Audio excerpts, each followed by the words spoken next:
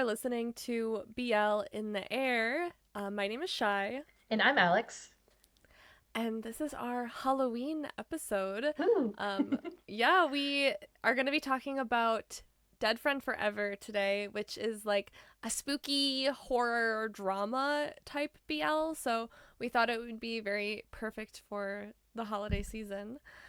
um, I guess, yeah, before we get into that, Alex, what is in the air with you? And if you're gonna wear a costume this year, what is it?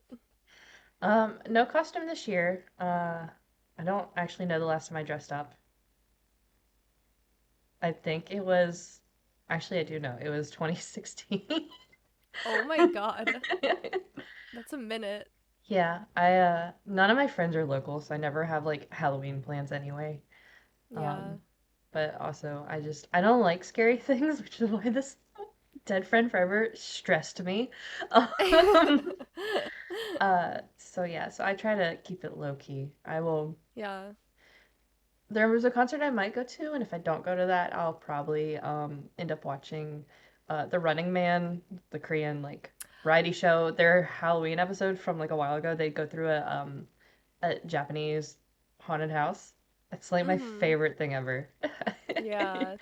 You've mentioned that like a couple times before, and I have forgotten about it, but I also love Running Man, hmm and I will be watching that too. Yeah, it's literally a yearly watch for me around Halloween, and I haven't had a chance to watch Mhm. it yet, so because it is hysterical.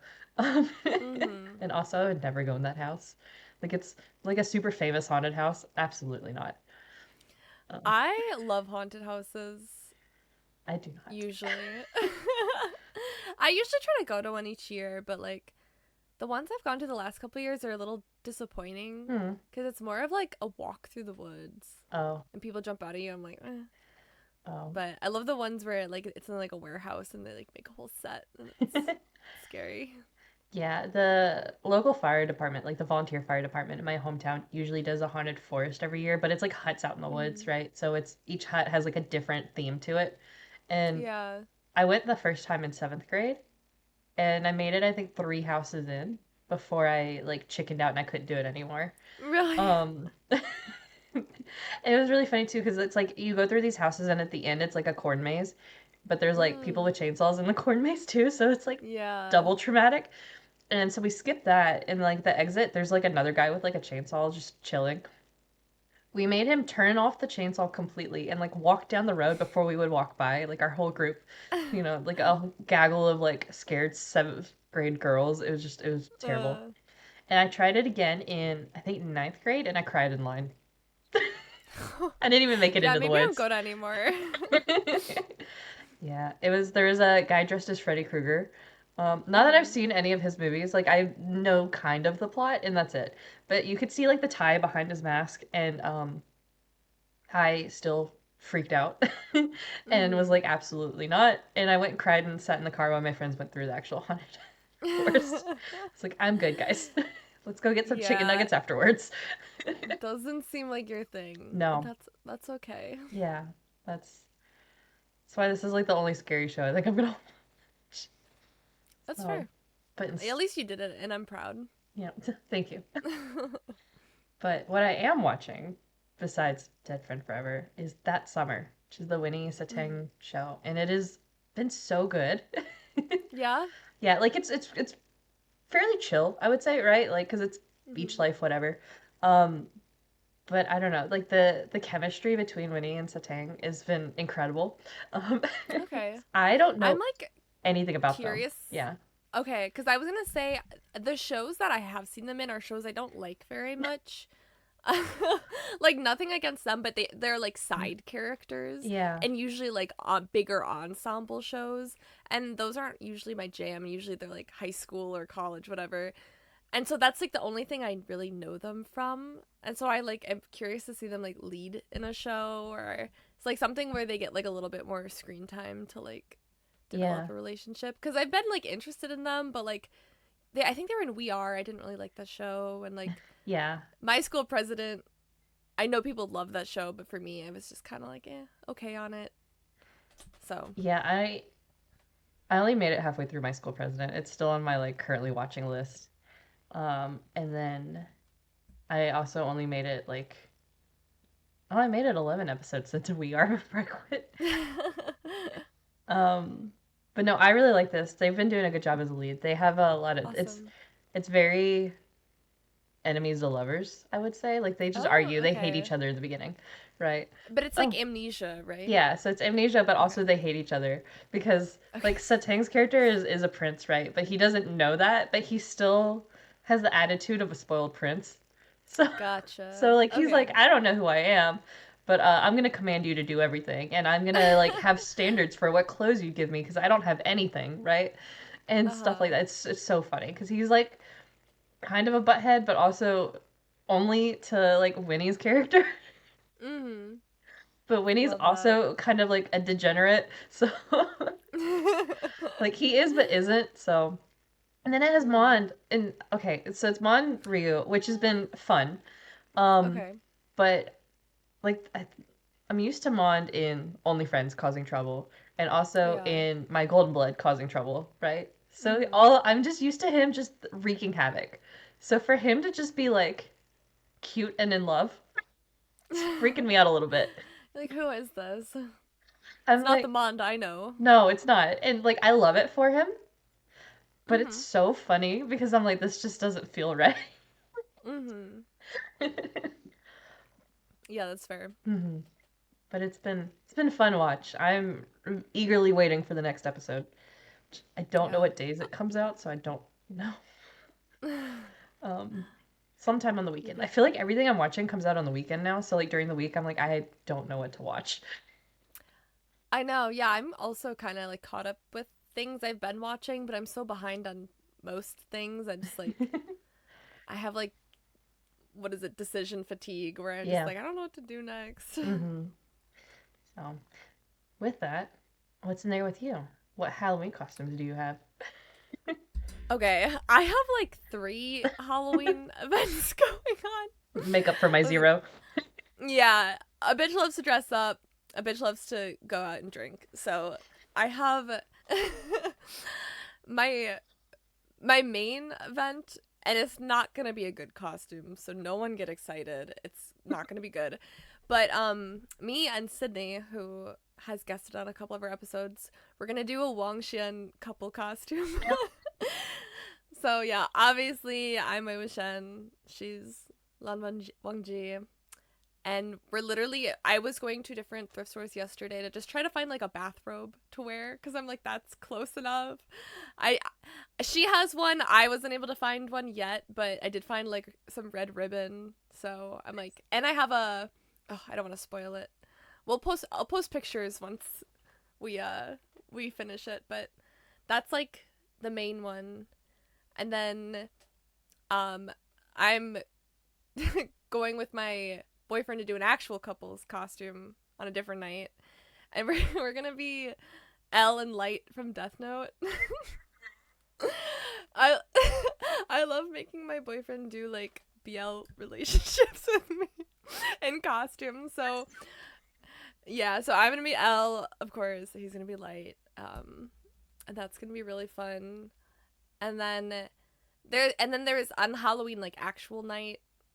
Someone I didn't wasn't gonna do anything on actual Halloween because it's like a Friday, but some of my friends were only free that day and they wanted to do something. So I'm like, okay, I'm gonna be Marceline the Vampire Queen for that day because all I need is like tank top, jean, and I have red boots, and I can be a vampire. So anyway, that's my extensive list so far. But yeah, It's my favorite holiday if you couldn't tell, so I like to make use of it.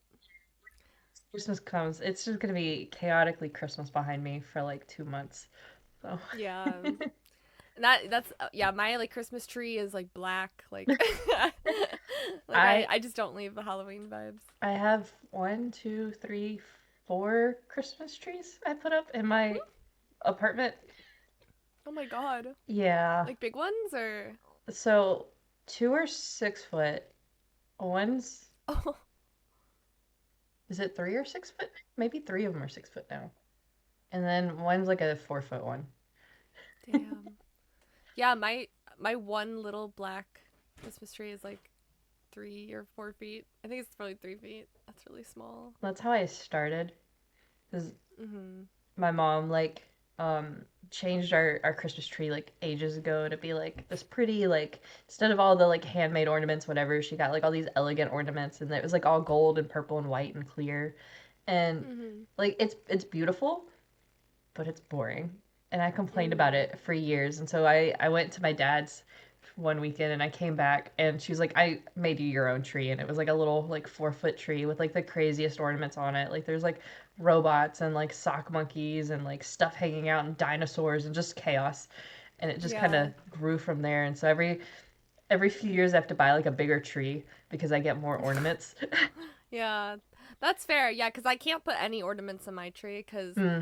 Cats. the second I do, my cats rip it off the tree and they play with it. That's so funny. So yeah, I just like I give up on decorating it all. But it's like sparkly.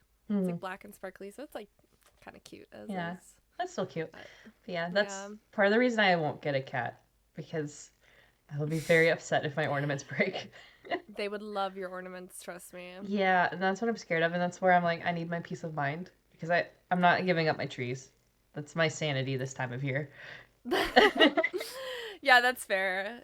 Yeah, my cats are both my sanity and insanity, depending Yeah. on their behavior that day. So Yeah, that's I go bother my friends that have pets and make them give me attention then. yeah, And then I can leave and not have to worry about it.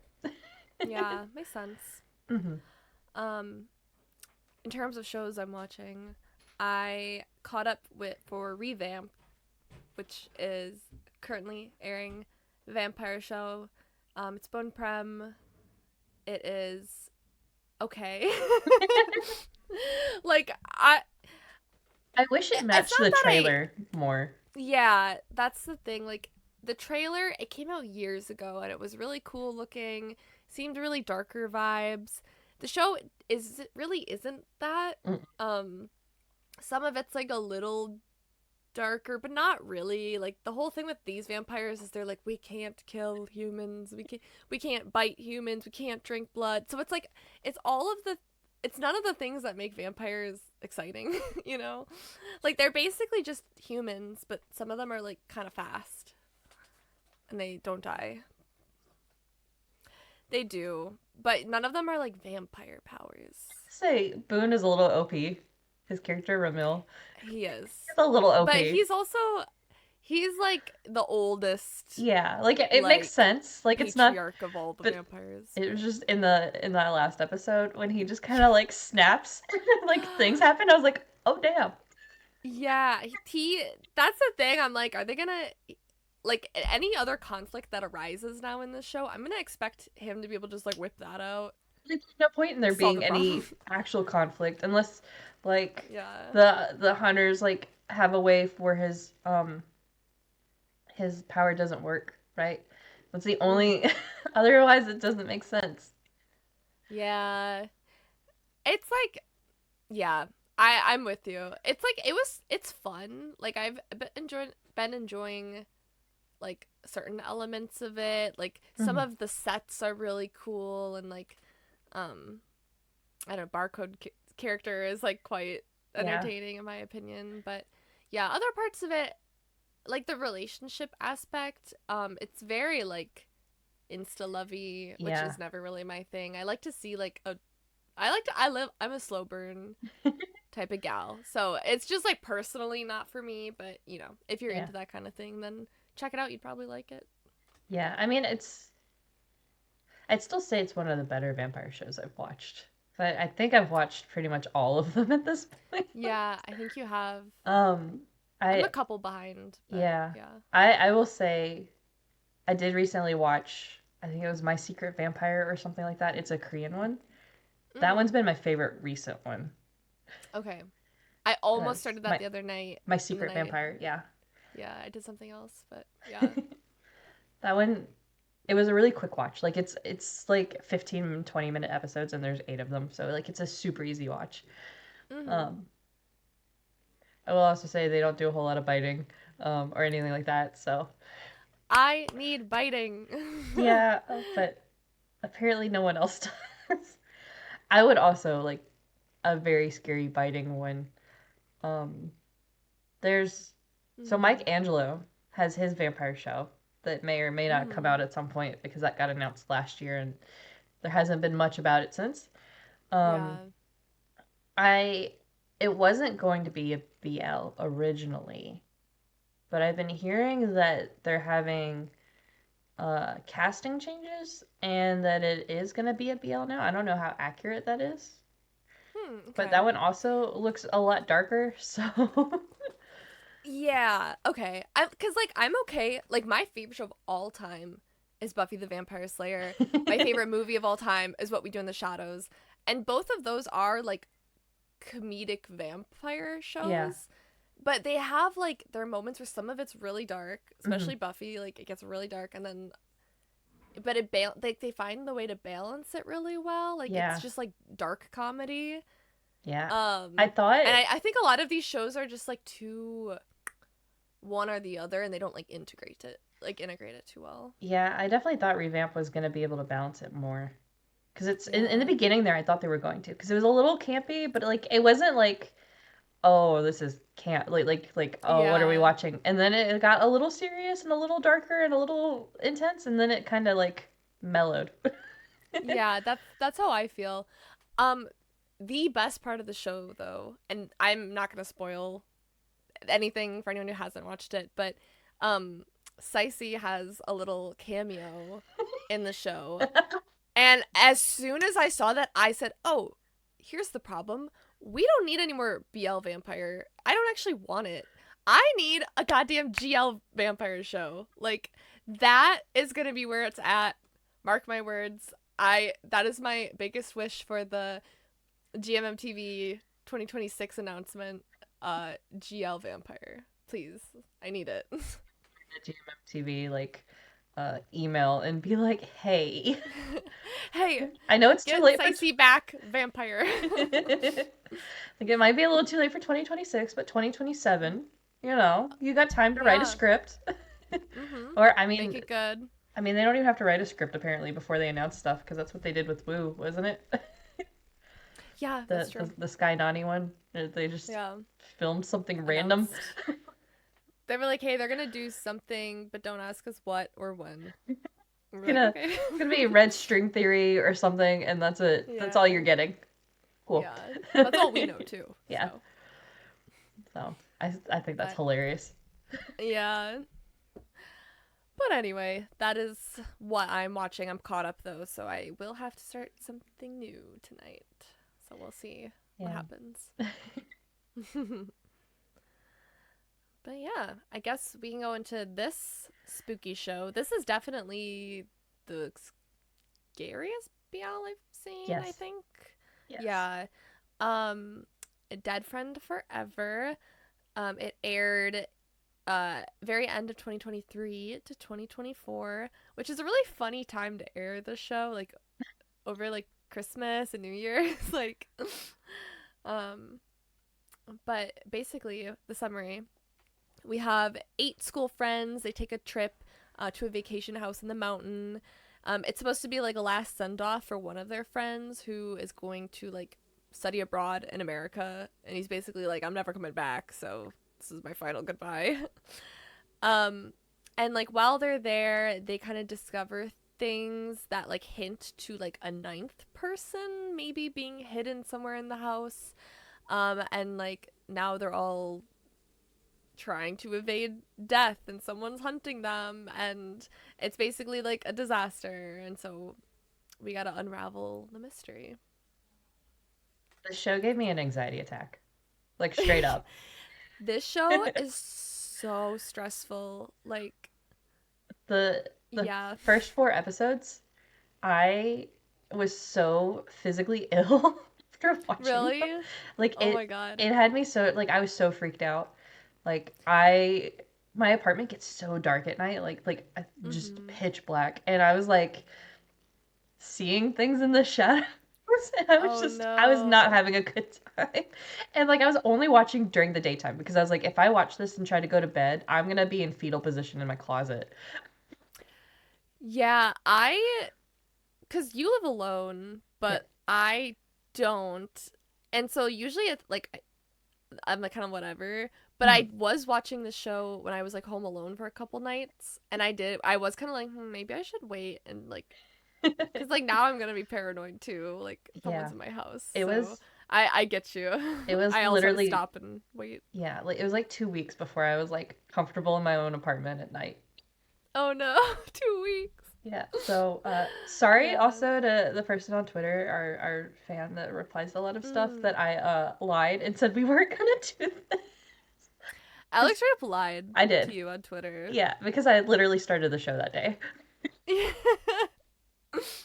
Yeah, someone was like, "I'd love an episode on this," and Alex was just like, "No, I can't. I'm too scared." Sorry.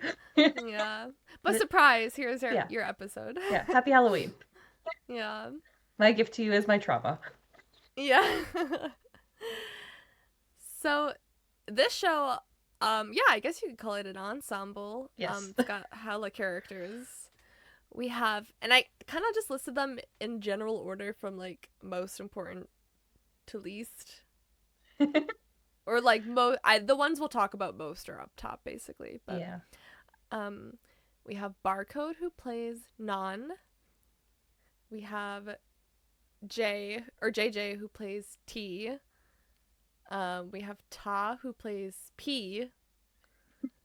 These names, I was getting so confused throughout the show.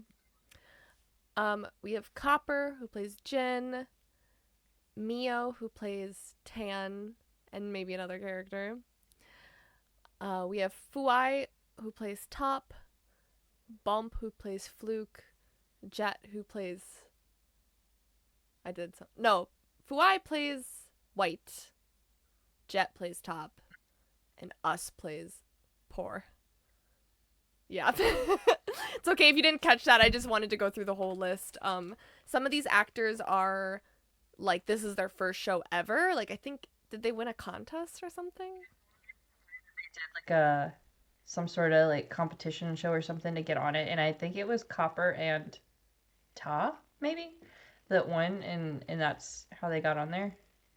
Uh-huh. Um, honestly, I tried to watch this like a year ago. I watched one episode a year ago, Mhm. and it freaked me out. And at the time, I only knew Barcode.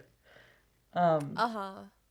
and watching it now, knowing like JJ and Fuai is crazy.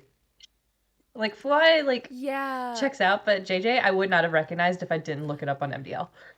No. So yeah, the only ones I also know are Barcode, um, from like Kim Porsche Yep. and some other things. Um, JJ, who you would never fucking know it because I know him from 4 Minute. Yeah. Like I watched 4 Minute first, Hmm. where he's like, he looks like a man, like a grown man, which I think he is probably in his late 20s, maybe. Um, Yeah. Let me check. It's He's 25, yeah. so in 4 Minute they have him like full like goatee, like I don't know. They They make him aged like they him try up. to Yeah. age him up. And in this freaking show, like he's in high school half of it, and I'm like, who is this?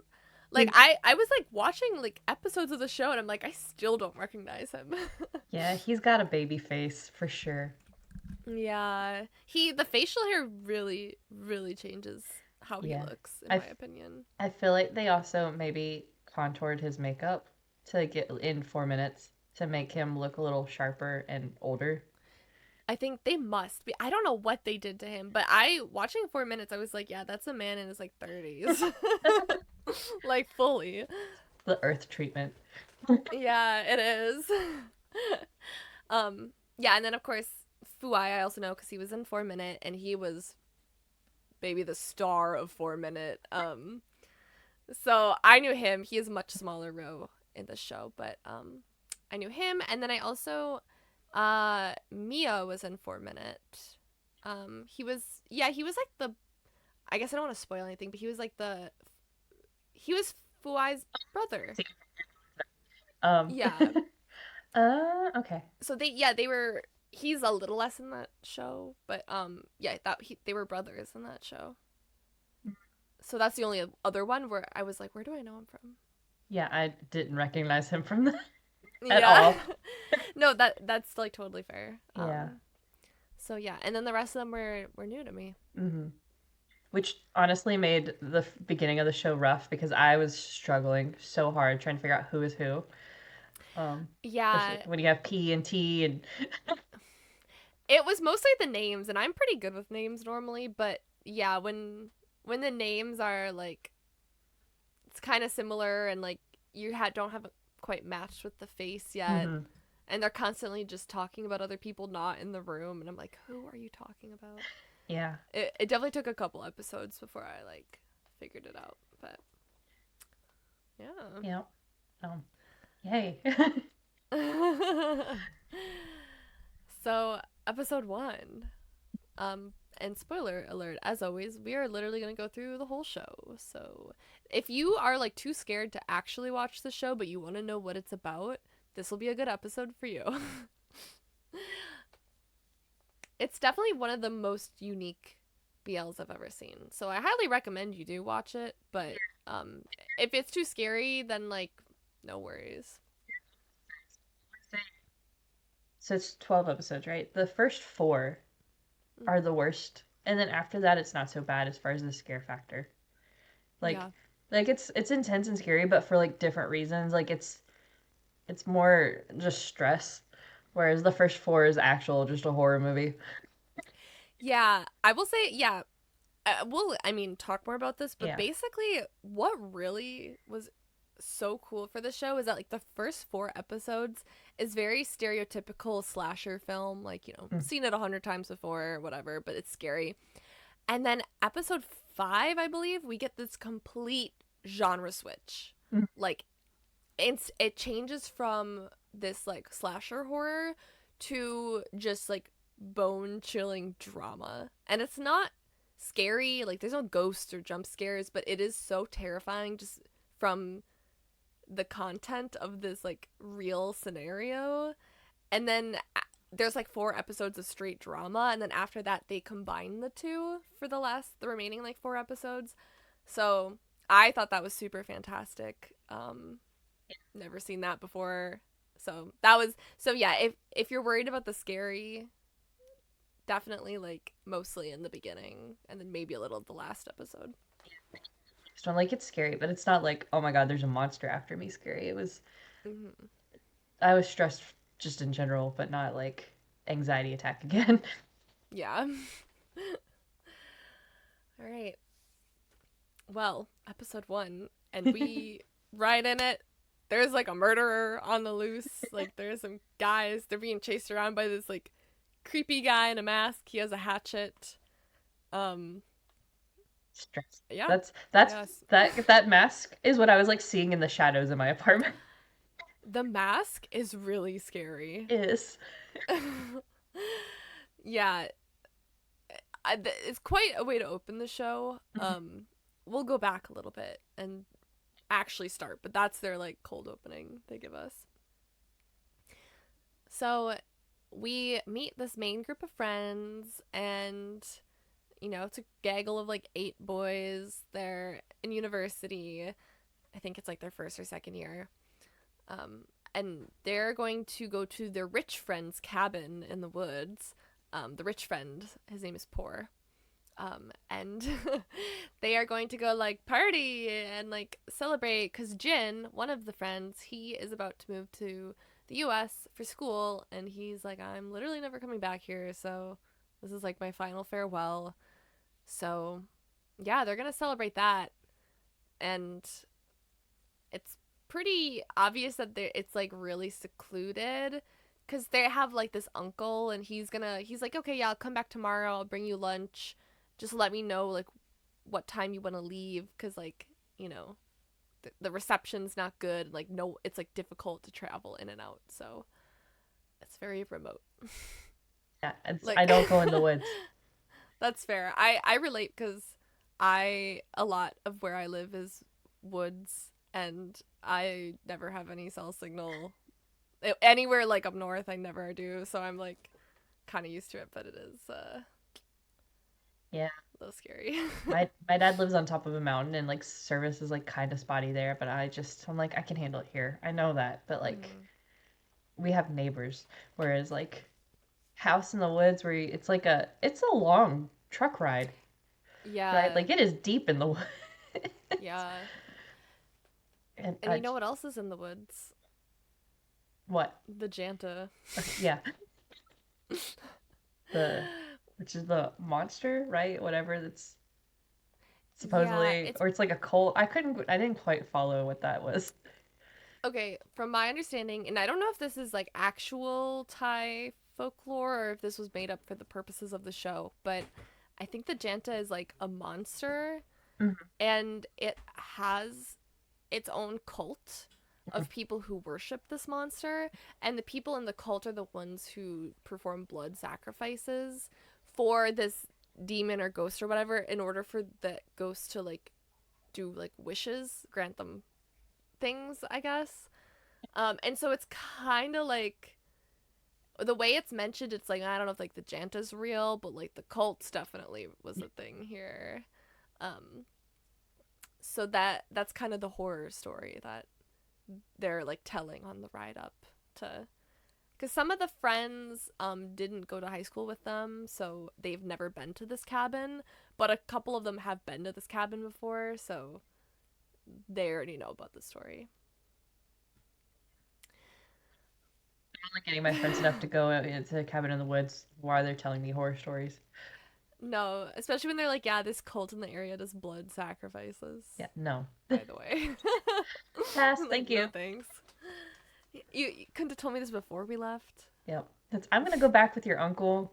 I'll catch you guys later. Have fun. Yeah. Yeah, exactly. So once they get to the cabin, they are looking through stuff and they like discover this old short horror film that they made back in the day. And the guys who made the film are kind of cagey about it. They like don't want to watch it, but like there's like three guys there who didn't go to school with them and they're like, "Oh my god, like let's like please, I really want to see it." So they watch it and it's about like the Janta and someone's playing the Janta and they have like the mask on and they're like, "Oh, like if you guys are all in the film, who's the one in the mask?" And basically we kind of learned that it's Nan who disappeared years ago. Like none of the new friends know who that is, but the old friends are really suspicious. So I was so confused during this part.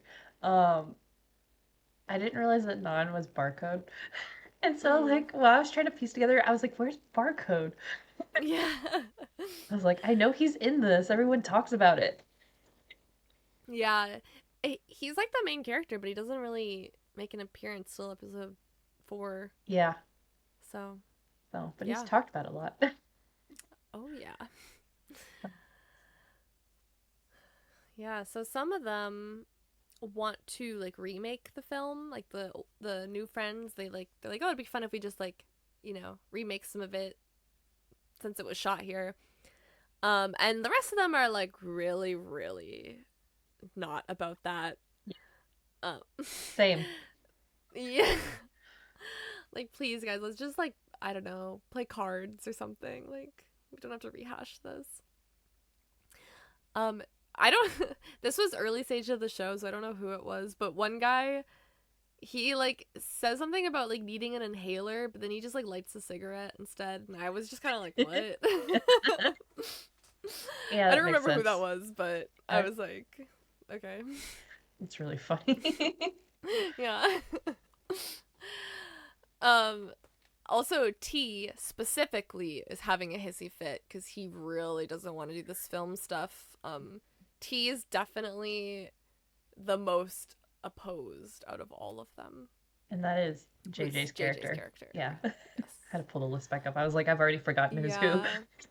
Who honestly I think is like the other main character Yeah, I would in say the show. so. Like, yeah, which is interesting, but we'll get to that much later. Yeah.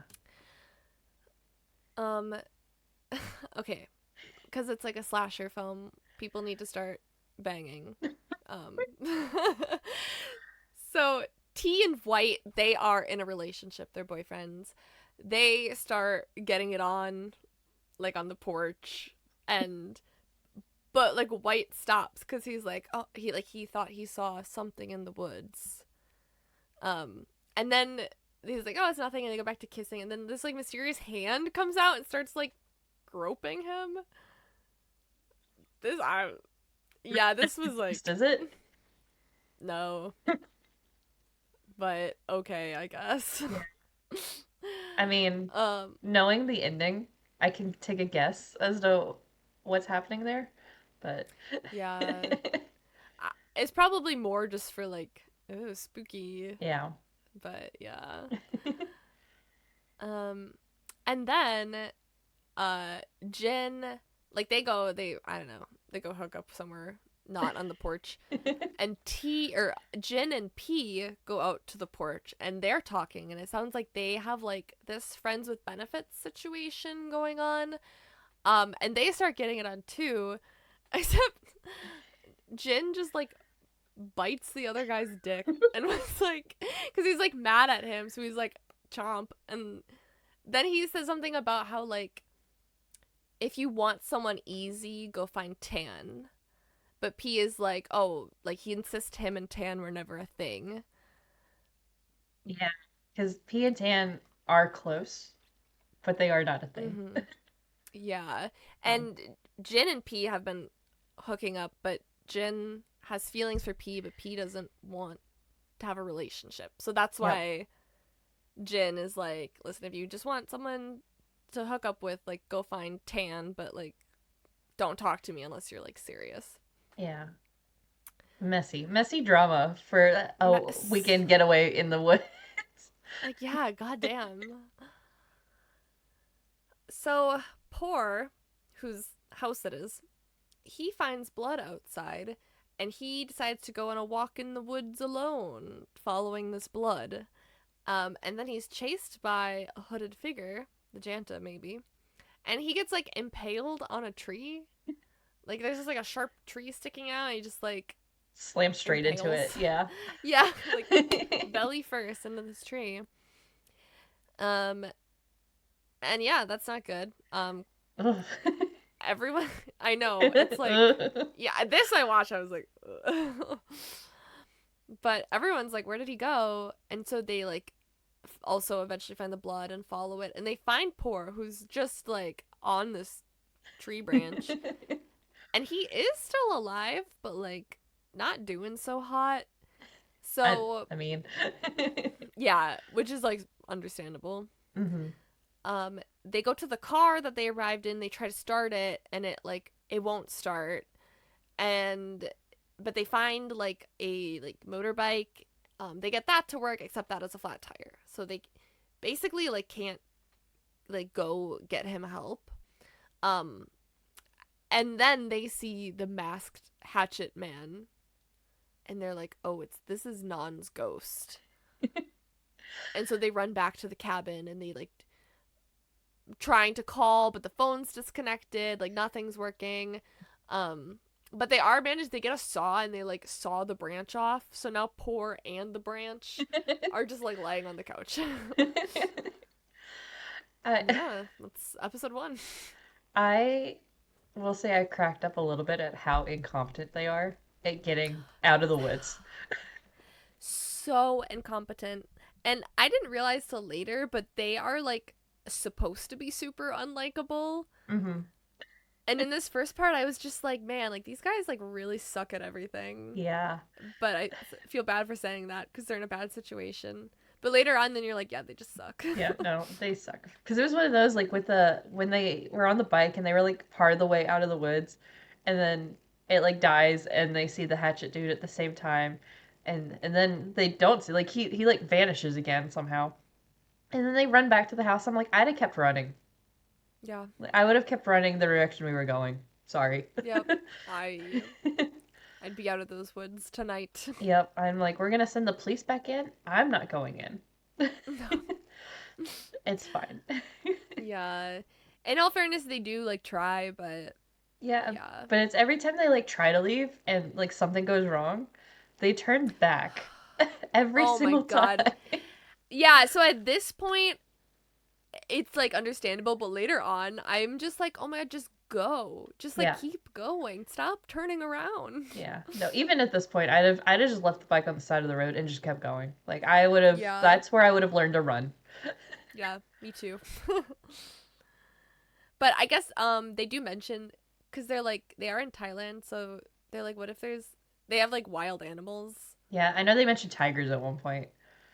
So, Yeah, I don't I mean, I guess does Thailand have like wild tiger? I mean, I assume so, right?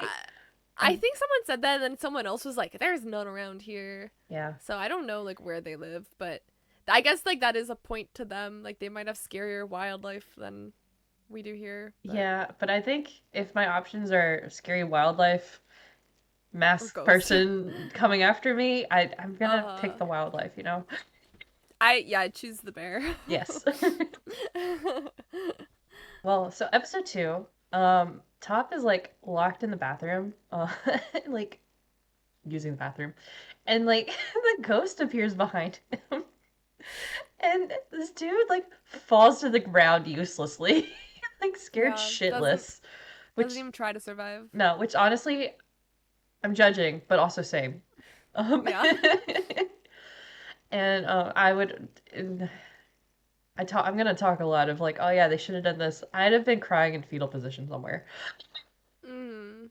But so he's in this bathroom with the ghost, and the ghost almost axes him, like hits and like He hits, goes to like swing. yeah, and then he like hits the door or something instead. Mhm. Um, like chooses not to hit him because could have killed him right then and there. Mhm. And so Top is sure that it's Non because what happened also in a scene that Non wanted to do for the show, for the movie they filmed. So, Mhm. yeah. I would also assume at that point it's the ghost of Non. Yeah, Like, me too. yeah. Um, okay. So then they decide to break Non's remaining footage to like try and break the ghost's attachment to the world, like as a please go away, I guess as a exercise the ghost. Yeah, because they think it's all connected to the short film. Because like this Yeah. is when things started, and also he's doing things that like mirror the short film. So Hmm. they're like, oh, he's attached to the short film. Yeah. So at this point they had said at one point that Non was dead, and then they went, we don't actually know that, and so maybe he's not dead. But then they just kept talking like he was dead, and I was like, so is he dead or not? I spent this Yeah. entire time going, what if he's not dead? What if this is really him just fucking with them? No, I know. That's I was like, yeah. What if it's not his ghost? It's just like literally him. Yeah. Because either way makes sense for a show like this. So Mhm. I was at this point, it was definitely one of those of, is it a human? Is it a ghost? What are we doing?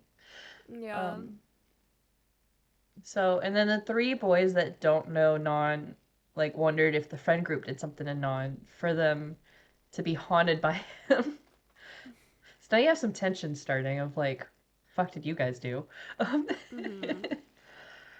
um and then poor gets like super bloody and he gets up and chokes Fluke and that was a crazy scene that ended up being a Yeah. hallucination. And everyone else is also starting to hallucinate things too. So now you really don't know what's real and what's not. Mhm. um, but they do find a bloody knife in the closet while they were looking for, I think, like the walkie-talkie or something. And they think it matches the marks on like Poor's arm because he also had like knife wounds besides the branch sticking out of Why not? I it. guess. um, and then Top and T, they find the hard drive that has like the rest of the film on it. Um, and I guess it probably has some information on maybe what happened to Non, because no one else wants to watch it. They just want to break it and then run. Or Top and T want to break it and then like um and the rest of them stop them from breaking it because they want to know what happened to Non, and that's like the evidence. So Mhm. um And then one of the craziest scenes of the show. This was nuts. So they're like arguing about that, and then it's like the next day now. So Uncle Dang was I guess supposed to come to bring them like their lunch or whatever, which also would have been like their chance to get away, right? Like, hey, don't care about your food. We're leaving, right? Um, Hmm. but as he comes up, I don't remember who's standing out there. Was it Top and T standing up? I think it was. I think it was. We're standing out there and they see Uncle Dang and they're like trying to flag him down, whatever. Like, he was coming anyway. And then he just straight up gets decapitated by like a wire that he doesn't see. Like he's on like a scooter and just immediately decapitated. And And he's like smiling too, like, right? here's your lunch. Yeah. And so they like run away, right? Um and I think they like take his scooter, don't they? Or is that later? um, yeah, they immediately before they even tell anyone else Yeah, what's they happening, just take a they scooter and just go. take the scooter. I would have been so scared at that point to go on a scooter anywhere. I would have had my hand out like in front of me and like Yeah. looking for a wire in case that happens Yeah. again. Literally, yeah. Me Um, too. That's quite the way to die. right? It Yeah. was so Cause out of nowhere. and I thought this was a I hallucination did too, but too. it was real. Yeah. Because that was one of those like that's because that's how the episode ends is with his decapitation and the guy's like leaving on his scooter. Yeah. uh and I definitely was like, oh, that was a hallucination. They're gonna like the next episode we're gonna be back to normal and it's gonna be fine. And it's he hasn't even shown up yet, right? And Mhm. no. He's dead. It's just yeah, creative murder. I just God, it causes me stress on my neck to think about. Yeah. I know that was crazy. Yeah. Props to the show for that one. Yeah. So, yeah, Top and T, they take the scooter, but again they get lost and they just like turn right back around. And so Useless. they're useless. So Tan now is like, okay, you're useless. Top, come with me. They got these like walkie-talkies that they're able to communicate with each other. Um, they let's go. Hmm. One second, my ears fell off. If you're just listening audio, I we are wearing little headbands, so for Halloween. Okay, anyway. So they go for help, except they can't find the freaking way out because like the road is collapsed. So um Tan ends up like coming back injured, but he does not come back with Top. Um he's basically like, yeah, Top freaked out and like ran into the woods and I don't know where he went. So I came back alone. Everyone's like, great. Cool. Yeah. So now they have to go into the woods and look for him. No. Like four of them go. It's dead to me. Yeah, literally sorry Top, but like not worth it. No. But they do find a temple which they believe is to be like Janta's cult's temple. And they also find the bike there. Oh yeah, cuz Top took off with the bike too. Hmm. But they don't find Top himself. So, Uh, uh, he's dead in my eye. At this point, he's yeah, dead. me yeah, I'm with you. Especially because in the temple they get attacked by the ghost. But they attack back at least, or they try. So the ghost um, is tangible. So I, at this point, I was yeah, back to okay, Non is alive, and that's just Non. Um, yeah, me too. I was like, okay, he's like hung up the wire physically, like yeah. you can kick him, like okay, it's alive. Um, some of them instead of fighting back, Jin and P, they just hide in these coffins that are just like sitting around. I'm so stressed. Yeah. Yeah, because the ghost is like is like right about to open their coffin and then gets distracted by something and turns around. But yeah, Jin and P are like stuck in the coffin for a bit, which would stress me out more. Just like Yeah. the idea Some like, oh, we're just gonna die in here. yeah, some claustrophobia happening there. Yeah, literally. And then okay, back at the house, the ones who decided to stay back, not going much better. Um, Fluke, who's like literally a freak. He Is that the so one that's okay, he's pre-med? he's pre med, Okay. yes, and but he's like, oh, I've only taken my gen ed, so I don't know what I'm doing. But he's tasked with like looking over Poor, Hmm. um, and Poor starts like mumbling something, and he starts like mumbling something about non, um, and Fluke like kind of seems like he's going to kill Poor for this, like he's trying to shut him up a little bit. And White is there, who is one who's Fuai's character, and he is like also he's like doesn't know Non, he doesn't know what's going on, so he is like very concerned about this, He's just a sweet baby angel. and he is a sweet baby angel. He's so useless, but he tries. He didn't want to um, go on this trip, by the way. T made no, him, right? T. T? yeah, T, yeah, Yeah, T made him. T convinced him.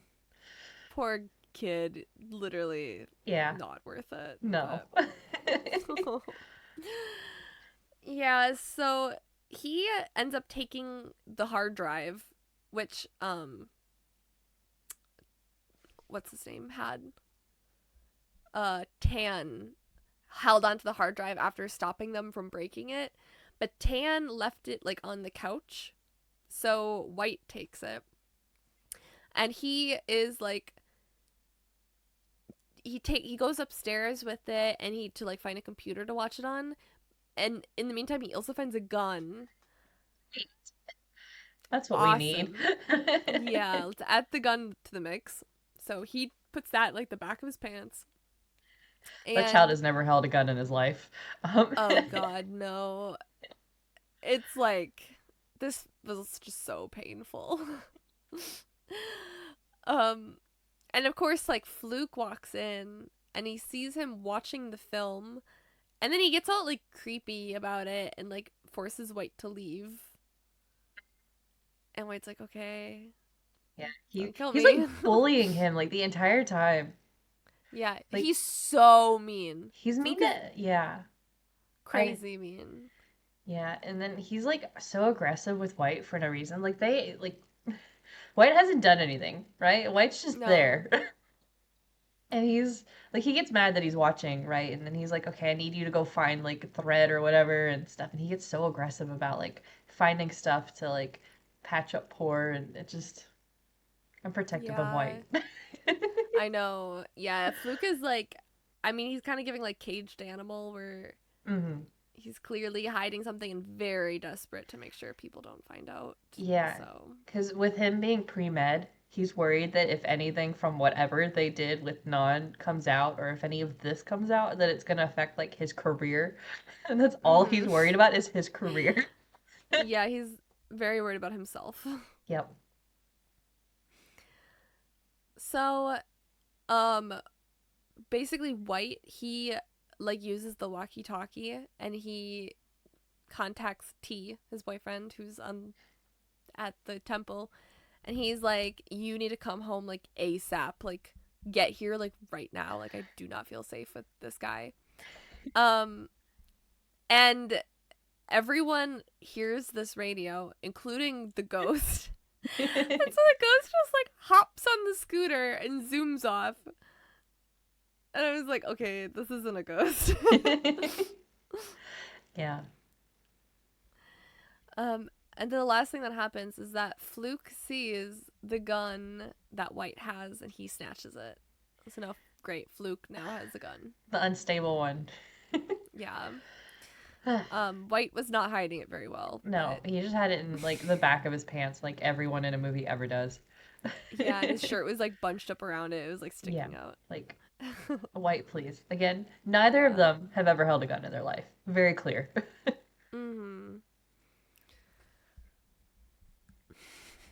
So, episode 4, we're right back with Fluke and White.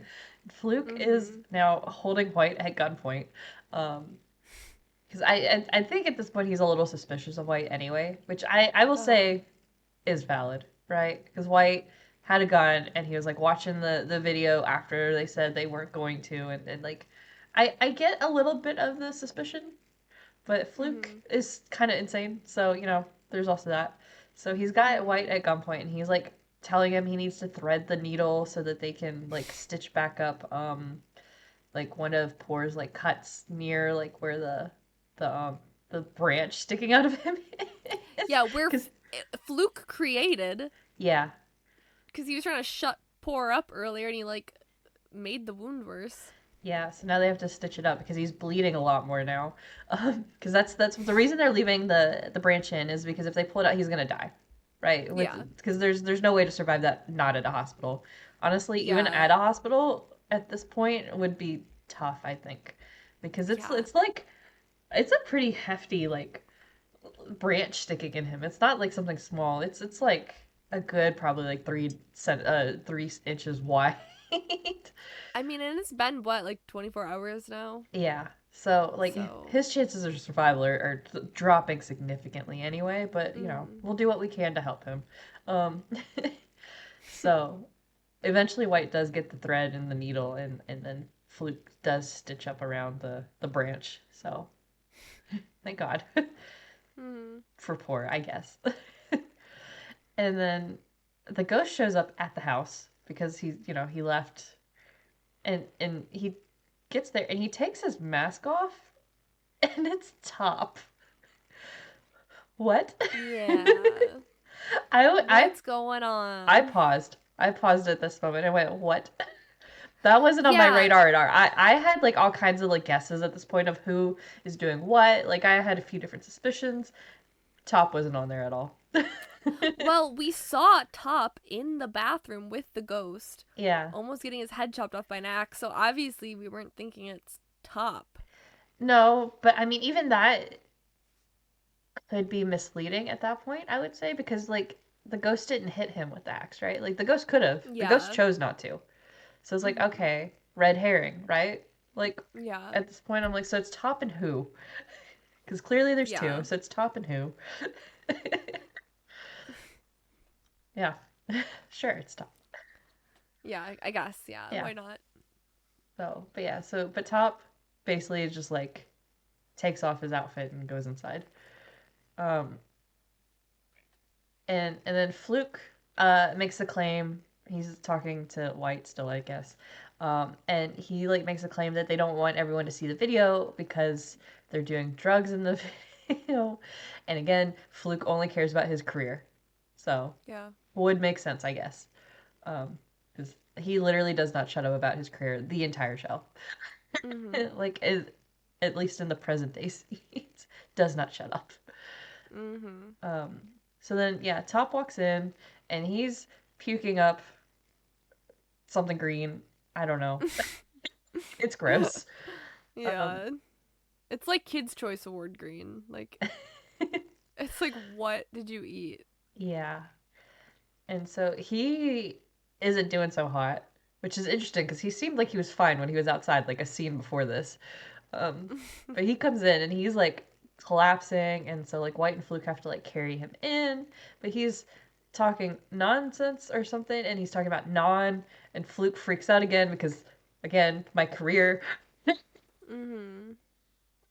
So Fluke nearly takes him out for not shutting up about non, um, and so they do like have him unconscious for a while, but he comes back too, and and then Top does the most insane thing, and he pulls the stupid branch out of Poor.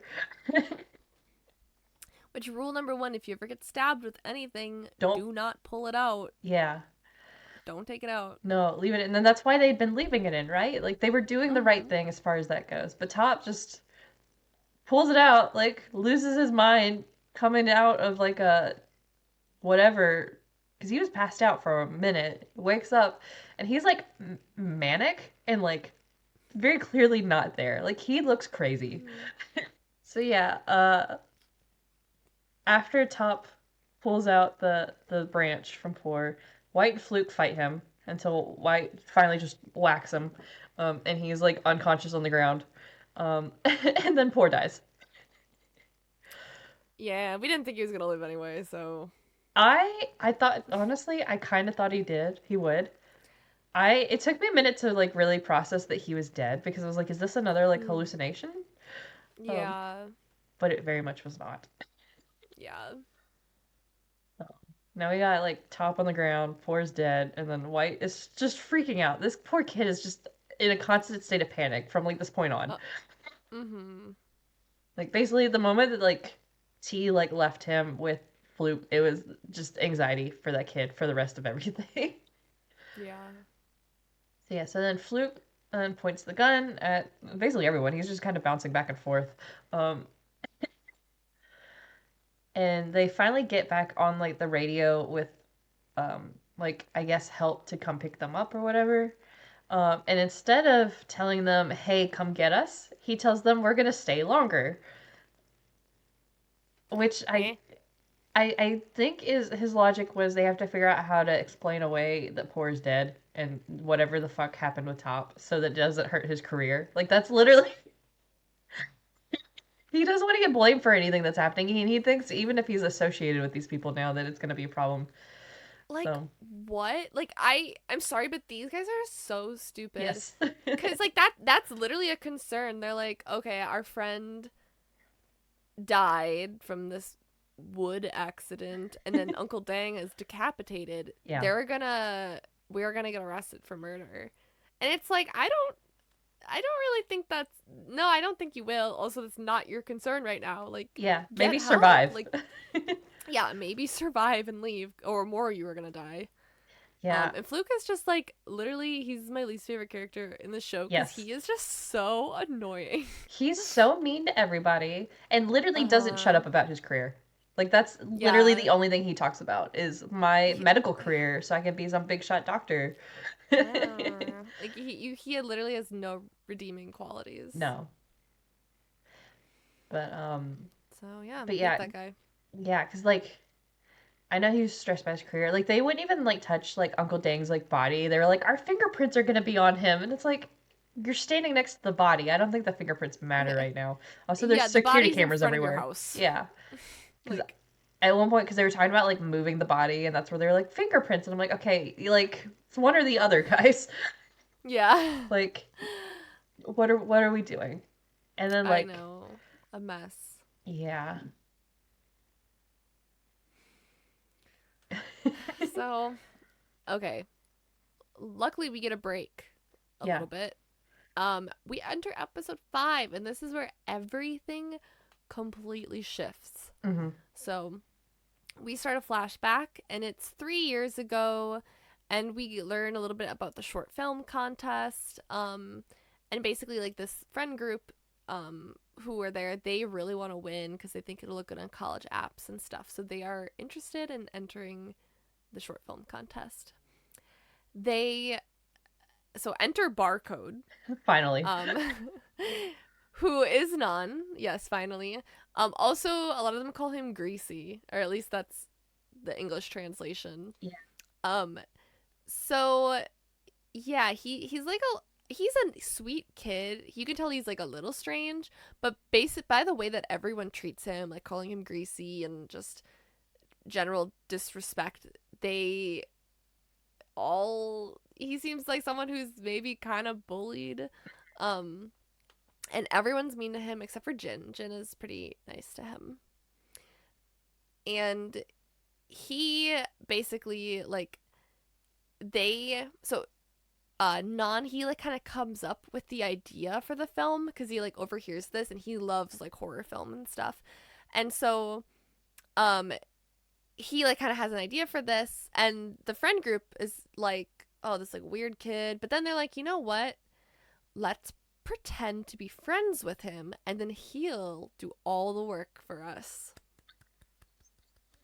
Yeah, and this is the part of the show where you're like, oh yeah, the guys that we've been following that were really annoying and unlikable, it's because they're really annoying and unlikable, like on purpose. So of the ones that aren't part of this friend group, so it was P and White. and what was it?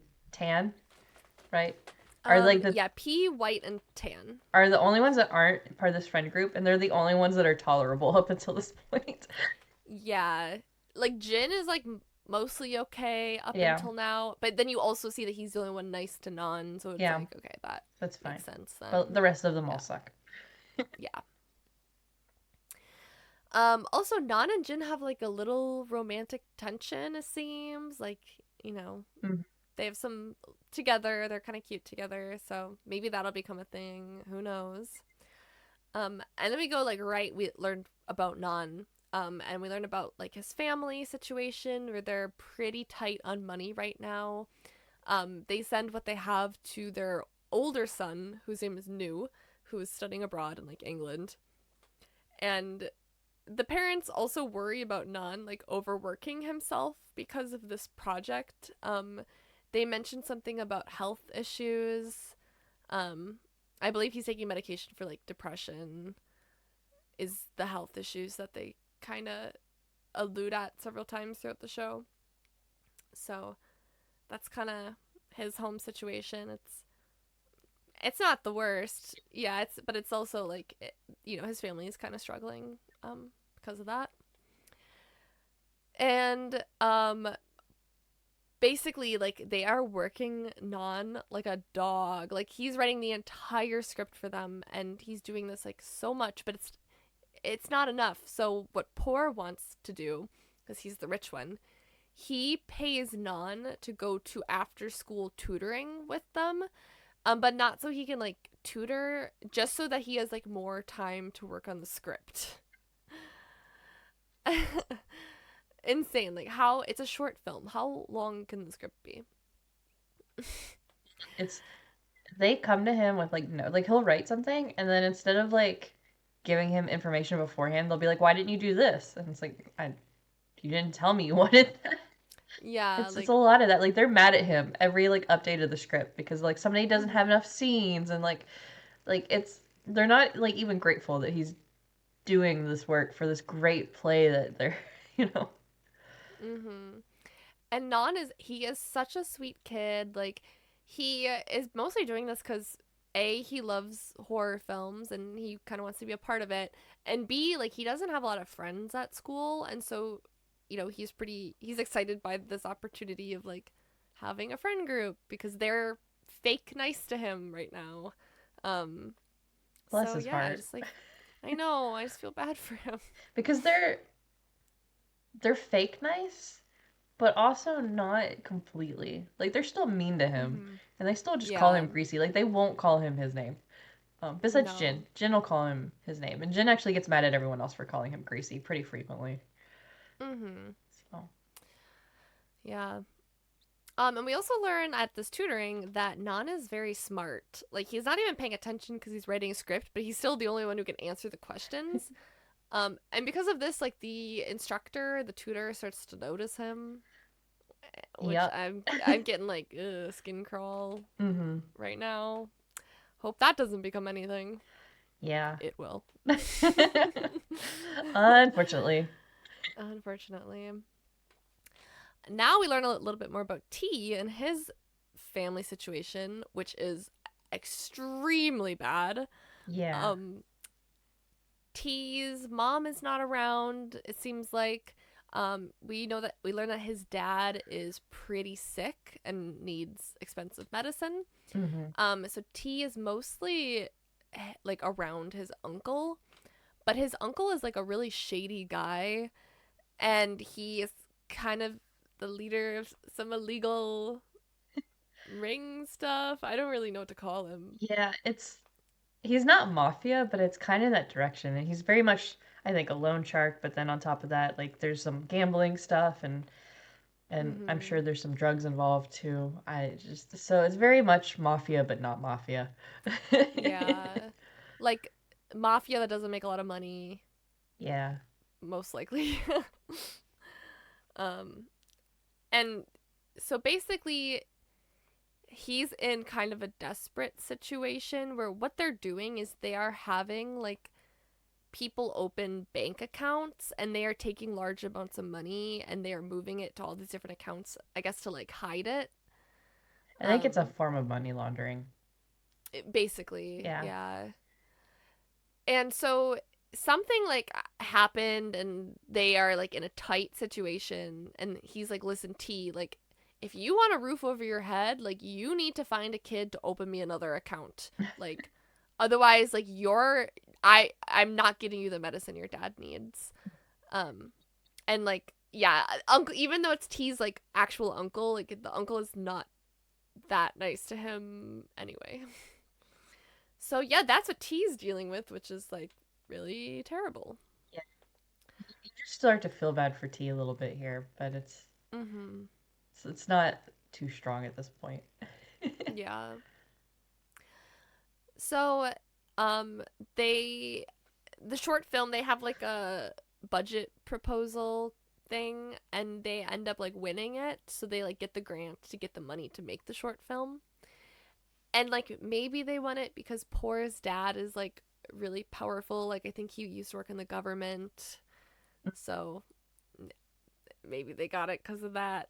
Um, but either way, like even though Non wrote the script for it, they are icing him out because they're like, listen, his job's done. We don't have to pretend to be friends with him anymore, even though we weren't really doing that anyway.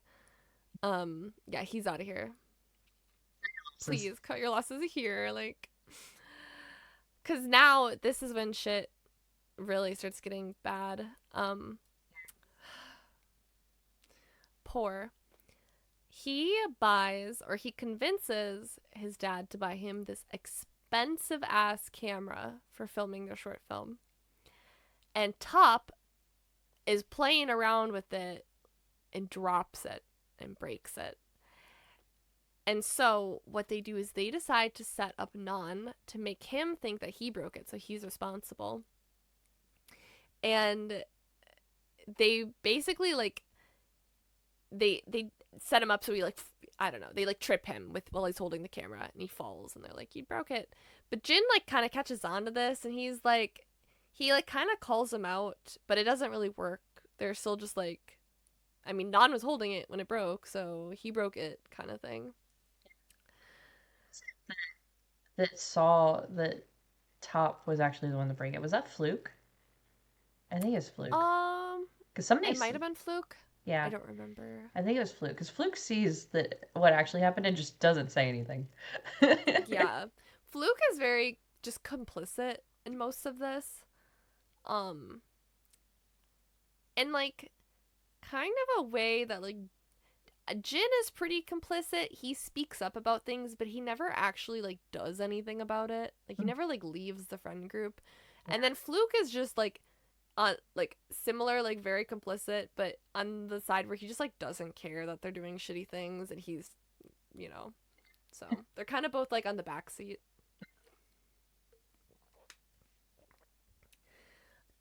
Also on the side, we see that Non has been secretly texting someone, and his name is saved as like a heart.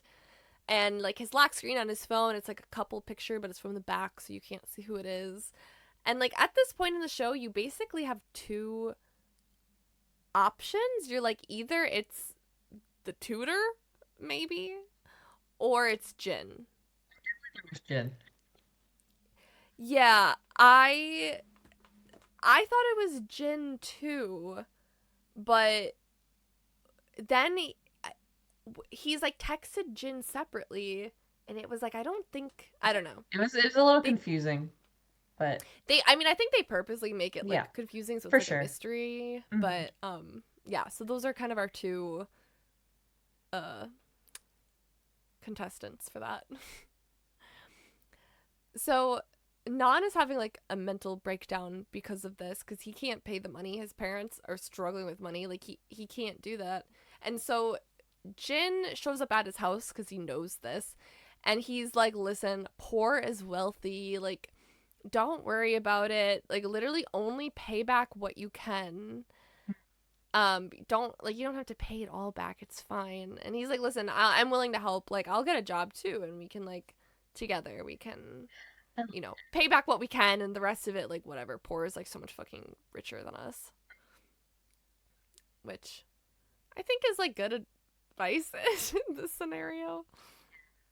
'Cause I So think the money to fix it was something like 100,000 baht or something. Like it was some insane amount of money to like replace the yeah, camera. Um, Nothing reasonable to ask of a high schooler, regardless. yeah. So that's how he kind of calms Non down. And then T rocks up the next day, Fucking tea. and he's oh god, he's so originally he went back to his uncle and he's like, listen, I couldn't find anyone to do it, and his uncle was like, you need to find someone to do it, otherwise you're on the chopping block. So T gets a little more desperate and he rocks up to Non the next day and he's like, listen, did you know that you can make big money in just like 3 easy steps? Okay. Number one, you open a bank account. That's free. Number two, you just give the number to me. And number three, if you do the same thing and you convince more people to open accounts, you get commission for them. So Craziest form of a pyramid scheme I've ever heard. I I know. I also was like, bro, like sell some Mary Kay or something. I don't know. Don't do this. No. Don't randomly If give any, out your bank account to people. yeah, don't do that for your bank account. And if anything ever requires you to invite more people, It's a scam. it's a scam. It's a MLM, not male love male. The other MLM, I wish. the bad MLM. uh, Oh, okay. T, great plan. Got it. See what you're doing. You've set mm-hmm. Non up twice now. Cool. Great. I hate him. Which it's one of those like having to like connect. Okay, this is JJ. I like JJ. I think JJ's pretty cool. He's a great actor. I hate his character right now. Yeah, I have a lot of empathy for T, but it doesn't mean I like him. But I feel for him. Uh, Like, later on, yeah, later on, yes. Right now, I'm just yeah, mad. yeah. Right now, I'm mad too, but I am kind of like, okay, I kind of see where he's coming from. Like, he Yeah, has his own. Like, he has it way worse than anyone else, for sure. and so he is doing the worst things to stay alive. But that's also like his point of desperation right now. Yeah. And honestly, like the biggest theme in the show is just like class differences, Mm-hmm. and like we will begin to see the our characters who are lower class, how no matter what they do they can't get out of these situations, and then our characters who are wealthy, like no, like they are untouchable and they could never, they're able to get out of these situations which with such ease, and it will never affect them. Mm-hmm. And that's kind of like the main like topic of the show, which is really cool because I didn't expect to like get into like class, like Yeah. socioeconomic problems. But yeah, so like I feel for T because like bro, it has nothing, and he's born into this family that like he didn't join, like choose to join this group of people. He was born into it, and he just like there he just has like no way out, and so it sucks he's doing this to Non. But like they're they're very similar Mm-hmm. in that sense, I guess. Yeah. It I definitely feel for him as far as what's going on, and it makes sense. Mhm. But yeah, the whole class issue was very Mhm. unexpected. I thought this was just gonna be Yeah. 12 episodes of horror, of like Yeah. slasher This is the horror. real world horror. Yeah, this is reality now. Yeah. So episode 6, um, T, it now he brings Non to like this really sketchy place and like tells him that his job is now to transfer money into these different like bank accounts. Which is don't do this. Mm. Non, what are you doing? It's not too late to back out. Yeah. um, and Poor tells his parents about the broken camera, and his dad is super pissed about it, which valid. Um, Mhm. and because But it's he's rich as hell. Like, I mean, he is, but also you buy a camera for your son that you didn't even want to buy him anyway, and the first thing he mm-hmm. does is let his friends break it, right? Yeah, Because he was showing it off and had to bring it to school for no reason. It's not that they were filming anything. He just wanted to show it off, and then exactly. a friend broke it, right? Like it's the dumbest thing. I Yeah. would be pissed too. I don't care how rich I am. Yeah. Yeah, that is fair. Yeah. So, I like your side note of the point of found footage film is that you can literally film it on anything. Yeah, because this movie, it's a found footage movie. It's not even really What? filmed like Film that it on though. a cell phone? Like, Yeah. what? Yeah, because they when they're talking about what they want the movie to be, they like compare it to Blair Witch Project, um, Mm-hmm. which is another show or another movie I have not watched because no, thank you. Yeah. It's good, but it's what's scary about it is that like it seems like it's real people filming things like on their phone or Hmm. whatever they have, and it's like it's supposed to be realistic, but found footage films don't work when you're filming it on like I mean, you can film it on a super expensive camera, but like the whole point is that you don't need to. Yeah, what cracks me up is it looks like a vlogging camera. I don't know if you've seen like the ones that all the vloggers. That's all it is. It's just a vlogging camera. Yeah. Yeah, it is. I was like, because at first I was like, that looks like just a really large digital camera, and I was like, oh, I know what that is now. But why Mhm. is it so expensive? And it comes in like a giant like crate too. Like that's what they. It must come with like stands and Yeah, I'm sure it other has things for attachments and it. stuff in there, but also there's just like a ton of like cushion in that box. Yeah. Yeah, it's a big box. Mhm. Yeah, so poor who now has his parents mad at him and all that. He confronts Don and he's like, "You pay me back in a week," right? Um, which is insane because Non has $0 or zero bot. Mhm. So yeah, so Non is then going to T and was like, "Hey, pay me. Why is my pay so low for all of this?" Because like T promised him the world as far as money. Mhm. And then that's where T turns around and pulls the MLL scam of, "Hey, you need to recruit more people so that we can move more money and then you get paid more," right? Because that's how MLM scams work. Yep. Um, so Nan then turns around and convinces the whole group that's working on this movie that they need to open up separate accounts for film related expenses instead of just using one account, and and then um uh like it was one of those like one of us will like be in charge of coordinating all that, and like T backs him up because T's like, yeah, I see what you're doing here. That's cool. We'll Mhm. scam all of my friends. Yeah. Like They that's suck fine, anyway, so right? okay. Right? Like this whole friend group hates each other clearly. Mhm. Um, and Jin, bless his heart, is like, yeah, Nan knows what he's talking about, so we should do what Nan says because, sure. He's like Non's the smart one. Like, let's do what he says. Yep. So they all open up accounts and then give him all of their accounts, which I don't remember who it was that it was probably poor or Fluke or whatever that initially was like, this. Why don't we just use one account and just budget it like a normal person? And I was like, yes, Yeah. yes, that is what you do. You don't need six accounts for one movie. Nope. Like, But they're dumb, so yeah, high schoolers. mostly.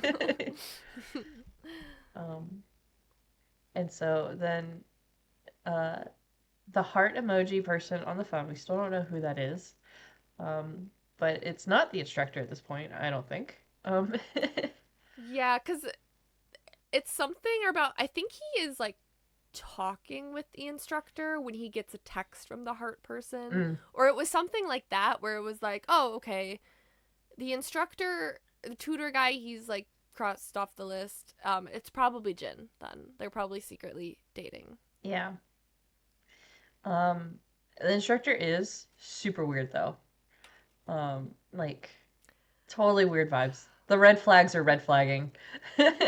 He's very just like, "If you ever need anything, I'm always there for you." Yeah. It's like, "Okay, Uh-huh. chill. Like you're an after school tutor and also I'm not even taking your class. I'm just sitting there to write a or a script for the movie." Yeah. So yeah. And then T's uncle tells T that he needs more accounts so they can move more money. So they can get paid more because I think T's also not getting paid that much. And T's like, Mm-hmm. I also need money. Um, and Anon is getting super desperate because it's his last day from Poor's like week deadline. Um, and Poor does get money, the money he needs somehow. And it's because Non stole the money from one of the customers after like T was like straight up, you can't touch this money. This is um, the point of no return right here. yeah. If he, because now instead of owing money to his classmate in high school, he has stolen money from a money laundering organization. Yeah. And not from them, but from their client. And so he's crossed, like, this is like the point of no return where, like, I get why he got desperate and why he did this, but this, he should, if you want to owe someone money, you don't want it to be the the crime gang. Yeah. It You want it to be just like the dude in your class who's rich. yeah, it's I get why Non did it because Non I assume thought he would be able to get away with it or like find a way to like return the money before anybody noticed because Mm-hmm. like Poor was like pretty aggressive with him of like pay me. Um and And the thing is, like, sorry, continue. well, Poor's family has a lot of power. So Mm-hmm. it's one of those like yeah, it's just owing your friend, but it was like Poor was like threatening his family. So And also, they need, like, they got a grant for this movie, and they haven't started filming yet because they don't have a camera. yeah. And so, like, now they're getting pressure where people are like, are basically just like, oh, this family is connected. Like, the movie's a scam. Like, they just took the money Mhm. and they don't actually make it, and this family's now tied to it. Um, but also for Non, like, when you're in high school, like this, like Y- Non is like probably like lower middle class, but he doesn't really at this point. I don't think he knows how much worse it can mhm. get. Like, he doesn't have any experience with anything like like underground or seedy. No. He's just like, his family's not super well off, but he I think he just, like, when you're in high school, like, whatever's going on with you and your friends, and that, like, that seems like the end of the world. He doesn't realize that what he just did is literally going to be the end of his life, because it can get, like, when you're dealing with this kind of stuff, it can get so dangerous Yeah. now. He's like dealing with rich political assholes basically to the underground world of Yeah, like crime where people go missing and it's not mhm. questioned. Um Yeah, basically.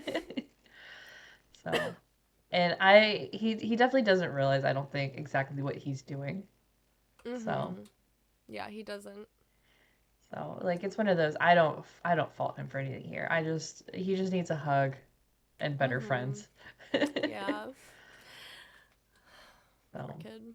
yeah. So, okay. This friend group, if we can call them that, they now go to this vacation home, DePore's family vacation home, to go film. Um, uh, your note, it's pretty ass. Are you talking about the film? The film. The film is pretty ass. I mean, it's a bunch of high schoolers filming. They're making it into this big thing. Like, Poor's like mom has like rented out a movie theater to have like a premiere, right, for it whenever it happens. So, but it's again a bunch of high schoolers making a movie. I did a movie in high school. Did you do a movie in high school? Me. I mean, I did like video projects, but I don't know. I did like a movie in college. Oh, my Yeah. freshman year of high school, I had to do a movie for class. It Really? was insane. What was it about? Uh, Oprah versus Arnold Schwarzenegger running for president. Huh? Yeah, Okay. Who won? I don't remember. I don't think Oh. either of them did. Um, but there's four of us that filmed the movie Mhm. in our thing. And first off, it's not like Schwarzenegger couldn't even be president, right? He's Austrian. Um, Well, He was governor, so Yeah, you don't have to be a U.S. citizen, like a born U.S. citizen, but to be president, you have to be born in the you do, U.S. yeah. But so in our movie, it was so chaotic. It was so we felt it would have freshman year would have been probably like 2004 for me. So like, it was very 2004. We had a Mhm. fight scene that we filmed in my backyard, and the soundtrack to it was like the Ultimate Showdown of Ultimate Destiny from Lemon Demon.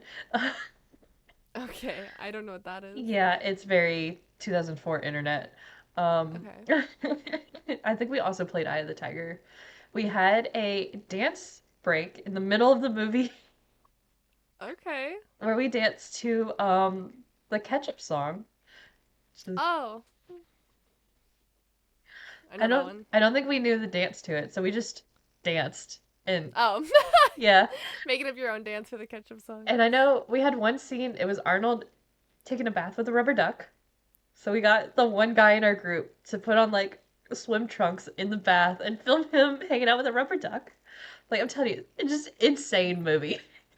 I've lost the plot from Oprah, but do you still have this? Somewhere in one of my like hard drives. So You gotta find it, I think. yeah, I will not be posting it online because No, I don't know that I even have contact with all the people in that group. One of that's them fair. just showed back up on Facebook after being off of it for 3 years, and I was like, "Whoa, haven't seen your face in a minute." Yeah.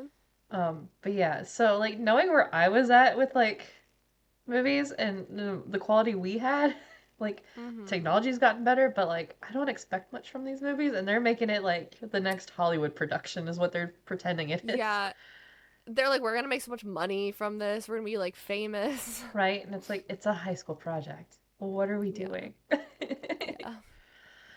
um, so yeah, so after they start filming stuff, they realize that nobody knows how to edit the movie. So they just decide Non's gonna do that. How did you not realize that earlier? Right? Right. I will say editing is hard as fuck. Like editing our podcast is honestly pretty easy, I would say. I Mhm. that trying to like edit that vlog that I did about the Heart Killers fan meet was like uh, what I wanted to do and what I was capable of doing, not the same thing. Yeah. Editing is pretty difficult. I like in college I took like several advanced editing courses Mm, cuz my degree is in like media and stuff. And like I loved editing, but like oh my god, like I literally learned it for like years and there are still like so many freaking things I don't know how to do. Like it's really challenging, especially like for a movie cuz yeah. it it's like so like you got to decide like what goes where and Hmm. how does the editing shape the narrative. So editing's like one of the hardest parts for sure. Yeah. So to just like look at Nana and be like, "You're gonna do it." Okay.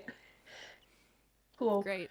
Thanks. Yeah, I mean, I guess to an extent, it kind of makes sense since he wrote the script, so he's got like the vision of everything. Even though like Mhm. Poor is like, I'm the director. Poor hasn't really done Yeah. shit. Well, He's most importantly, because they've been talking about how much money they're going to make from this movie, that's why Non is still interested in doing it. mm-hmm. Yeah, which fair. Mhm. So, and Jin offers to help Non with editing, and yeah, so uh, back in Bangkok, or I think they're in Bangkok. Um, the friend group gets like a warning about their bank accounts being investigated. Great. Uh-oh. That's not good. Not Top. Top doesn't get investigated because like T had like asked him for help earlier, and so like I guess he had some sort of like heads up of maybe not like how to not get caught without really Yeah. understanding what has happened because Top didn't know what was happening either.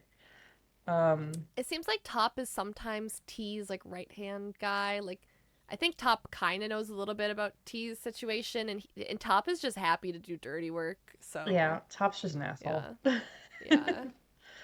Um, yeah. So then T's uncle has T get some guys to beat up Non. Poor Non. Mhm. Um, and basically Non is then threatened of like You need to find a way to get that money back, or we're gonna sell your organs. And also with the cops now investigating, you have to take the fall for everything, which is terrifying. Mhm. Um, so all the friends they get questioned by the police. Nan does take the fall and says it's him alone, right? Which the cops like immediately don't believe. They're like, this like 17-year-old doesn't know shit. Like clearly he's working for Yeah. somebody. They're like, this is pretty big organization just for you. And he's like, yeah, it was all me, man. Yeah. And then Nan's parents are fighting over it because like their family's like disgraced now. Because on top of all that, like Poor's parents like dogpile on of like how awful like Nan is and how awful his parents must be like to raise somebody like him. So like Nan's parents are Mhm. fighting and Nan kind of spirals even more now. And so he um goes to commit suicide. Uh but P comes to the rescue, and P is heart, and P stops him before he does bad things. Gagged. Well, yeah, I'm gooped and gagged. yeah, I love P. P is my favorite besides White. White is my actual favorite. Yeah. P is my second favorite. Yeah. P is great. He is the only like level-headed person Yeah, in the show. yeah. Um but yeah, I love how they edit it still where you think it's Jin, where like Jin is calling Nan, and Nan's not picking up, and Jin jumps into like a taxi, and you think, okay, Jin is going to Nan's house.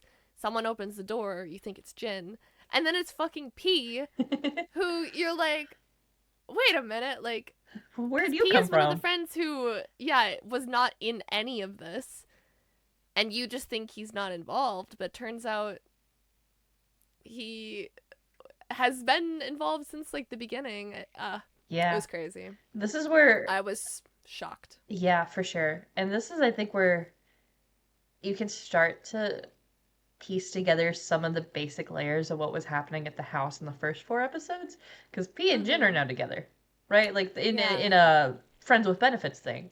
So Uh huh. something's happened there after P is heart for Non, right? So P and Non are together. So something like it's one of those where like okay, Mm-hmm. okay, like don't know exactly what's happening yet, but I see you. Yeah. Yeah, I see you. All right. Episode 7, we see that Nan and P have had this like whole ass relationship this whole time, like in the background, not being shown. Um, and it's like very sweet. Like they're very cute, like boyfriends, and um, like they're just very supportive and loving of each other. And I'm like, oh, like From the finally Nan has something good in his life. Right? From the first moment they meet, where like Non's sitting and P walks up and like just leans over and is like, "Are you Non?" And like from that moment on, I was like, I love them. I ship I it. know.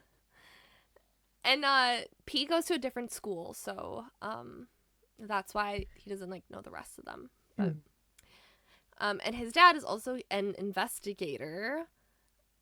And basically we find out that the reason why Non is like released from this situation is because P lied and told his dad that he was also involved in the bank account thing. And so that's why like the cops announce, they say, "Hey, Non is a victim, he's not the perpetrator." Mm. Um so that's why Non is able to like go home Yeah. His name and is not be like cleared. arrested. Yeah. Yeah, he's cleared for this. I love P. P just immediately is like, I'm here to fix shit. Yeah, he's like a real fixer. Mhm. Unfortunately, Non still needs money though, and Non is like hiding this from P because P already helped him so much with like clearing his name with the cops type thing. He doesn't want to get P involved in this, but P like begs him, is like, tell me like anything please, like, and Non lies about it. So oh Non, just tell the truth, like someone will help you. But he's still, planning to finish the film, of course, because he has to edit it. And P is pretty like worried about this. He knows that Non is hiding something else from him. Um, but like Non isn't like he Non won't fess up. He like doubles down that like nothing's going on. So they're filming again and they're bullying Non, of course, and um Jin like tries to stick up for him again, but he like gets like frustrated with Jin like doing this, like, you know, it's because it's not really helping or changing anything. Because it's like he's not really like standing up to the friends well enough to like make a Mm-hmm. difference. So it's just kind of making Non, I think, feel more pitiful, if anything. It's like, let Yeah, me just right. get through this and move on. Um, Yeah. And they tell Non to play the villain today. Like he has to be the one in the mask. And he's like over it. He's done and he tries to leave, but freaking Jin convinces him to like see it through. And he's like, "You started it, like don't you want to finish it? Whatever." no. And like this is because Jin has feelings for Non, hmm which is the romantic tension we were feeling before was very one-sided, but um that's kind of like Jin's motivation here, but freaking Jin like he keeps making things worse and not realizing it. Like first this and like supporting him with the bank account idea, like it's not helping. Yeah. So okay, we go back to the tutor and he calls Non in after class. And he's like, "Hey, like you've been absent-minded lately. Like are you having problems? Is there anything I can do to help?" And like Non eventually admits to having like a money problem. Like he's like, "I really need a lot of money." And the tutor is like, "Oh, I can help you with that." Like wink wink. Yikes. Yeah. And like, you know, nothing comes for free. So yeah. And so P, who's the boyfriend, like catches on right away that like something is wrong here because after they like Non and the tutor like discuss this, the tutor like drives him to like the subway station or something. Um and they are like and P sees them like walking together and he's like, "That's not normal, like what's going on here? Like are you okay?" And Non denies it, of course. Um and this is also when Jin sees Non and his boyfriend together, which he's probably a bit somber about. Jealous, you could tell. But Yeah. also, like, even outside of that, Jin never, like, makes a move or anything outside of, like, vaguely trying to be helpful. But, like, Yeah.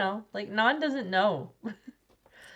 Like, Yeah, I think maybe when they were editing one time, like Jin maybe tried to make a move, but it didn't work out, so he like gave up or something. But yeah. So, like, yeah, you can only be so mad?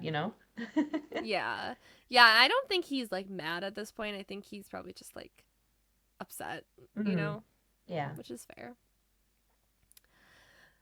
So Non is able to get the money from the tutor, and he is able to pay off like most of his debt, which is great. Like things are looking up for him. Yeah. But T is like suspicious about where he got this money from. So again, he assigns Top to find out where he got the money from. I mean, validity to be suspicious of that. 'Cause it was something like Yeah. 3 million baht. Like, it was an insane amount of money. Um, Yeah. so. Yeah. And the so the tutor, his name is Kang.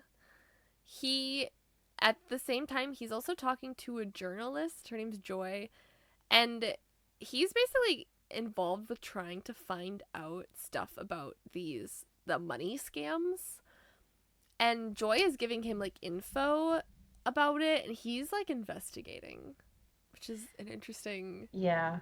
turn I of events. I definitely thought we were gonna go more into that than we did. Me too. Yeah, I don't really know why he's interested in it, but Yeah. Because I don't I know. definitely I was like, is he actually an undercover cop? And the like this was his in anyway. Like how did like the long game Yeah. somehow with his high schoolers?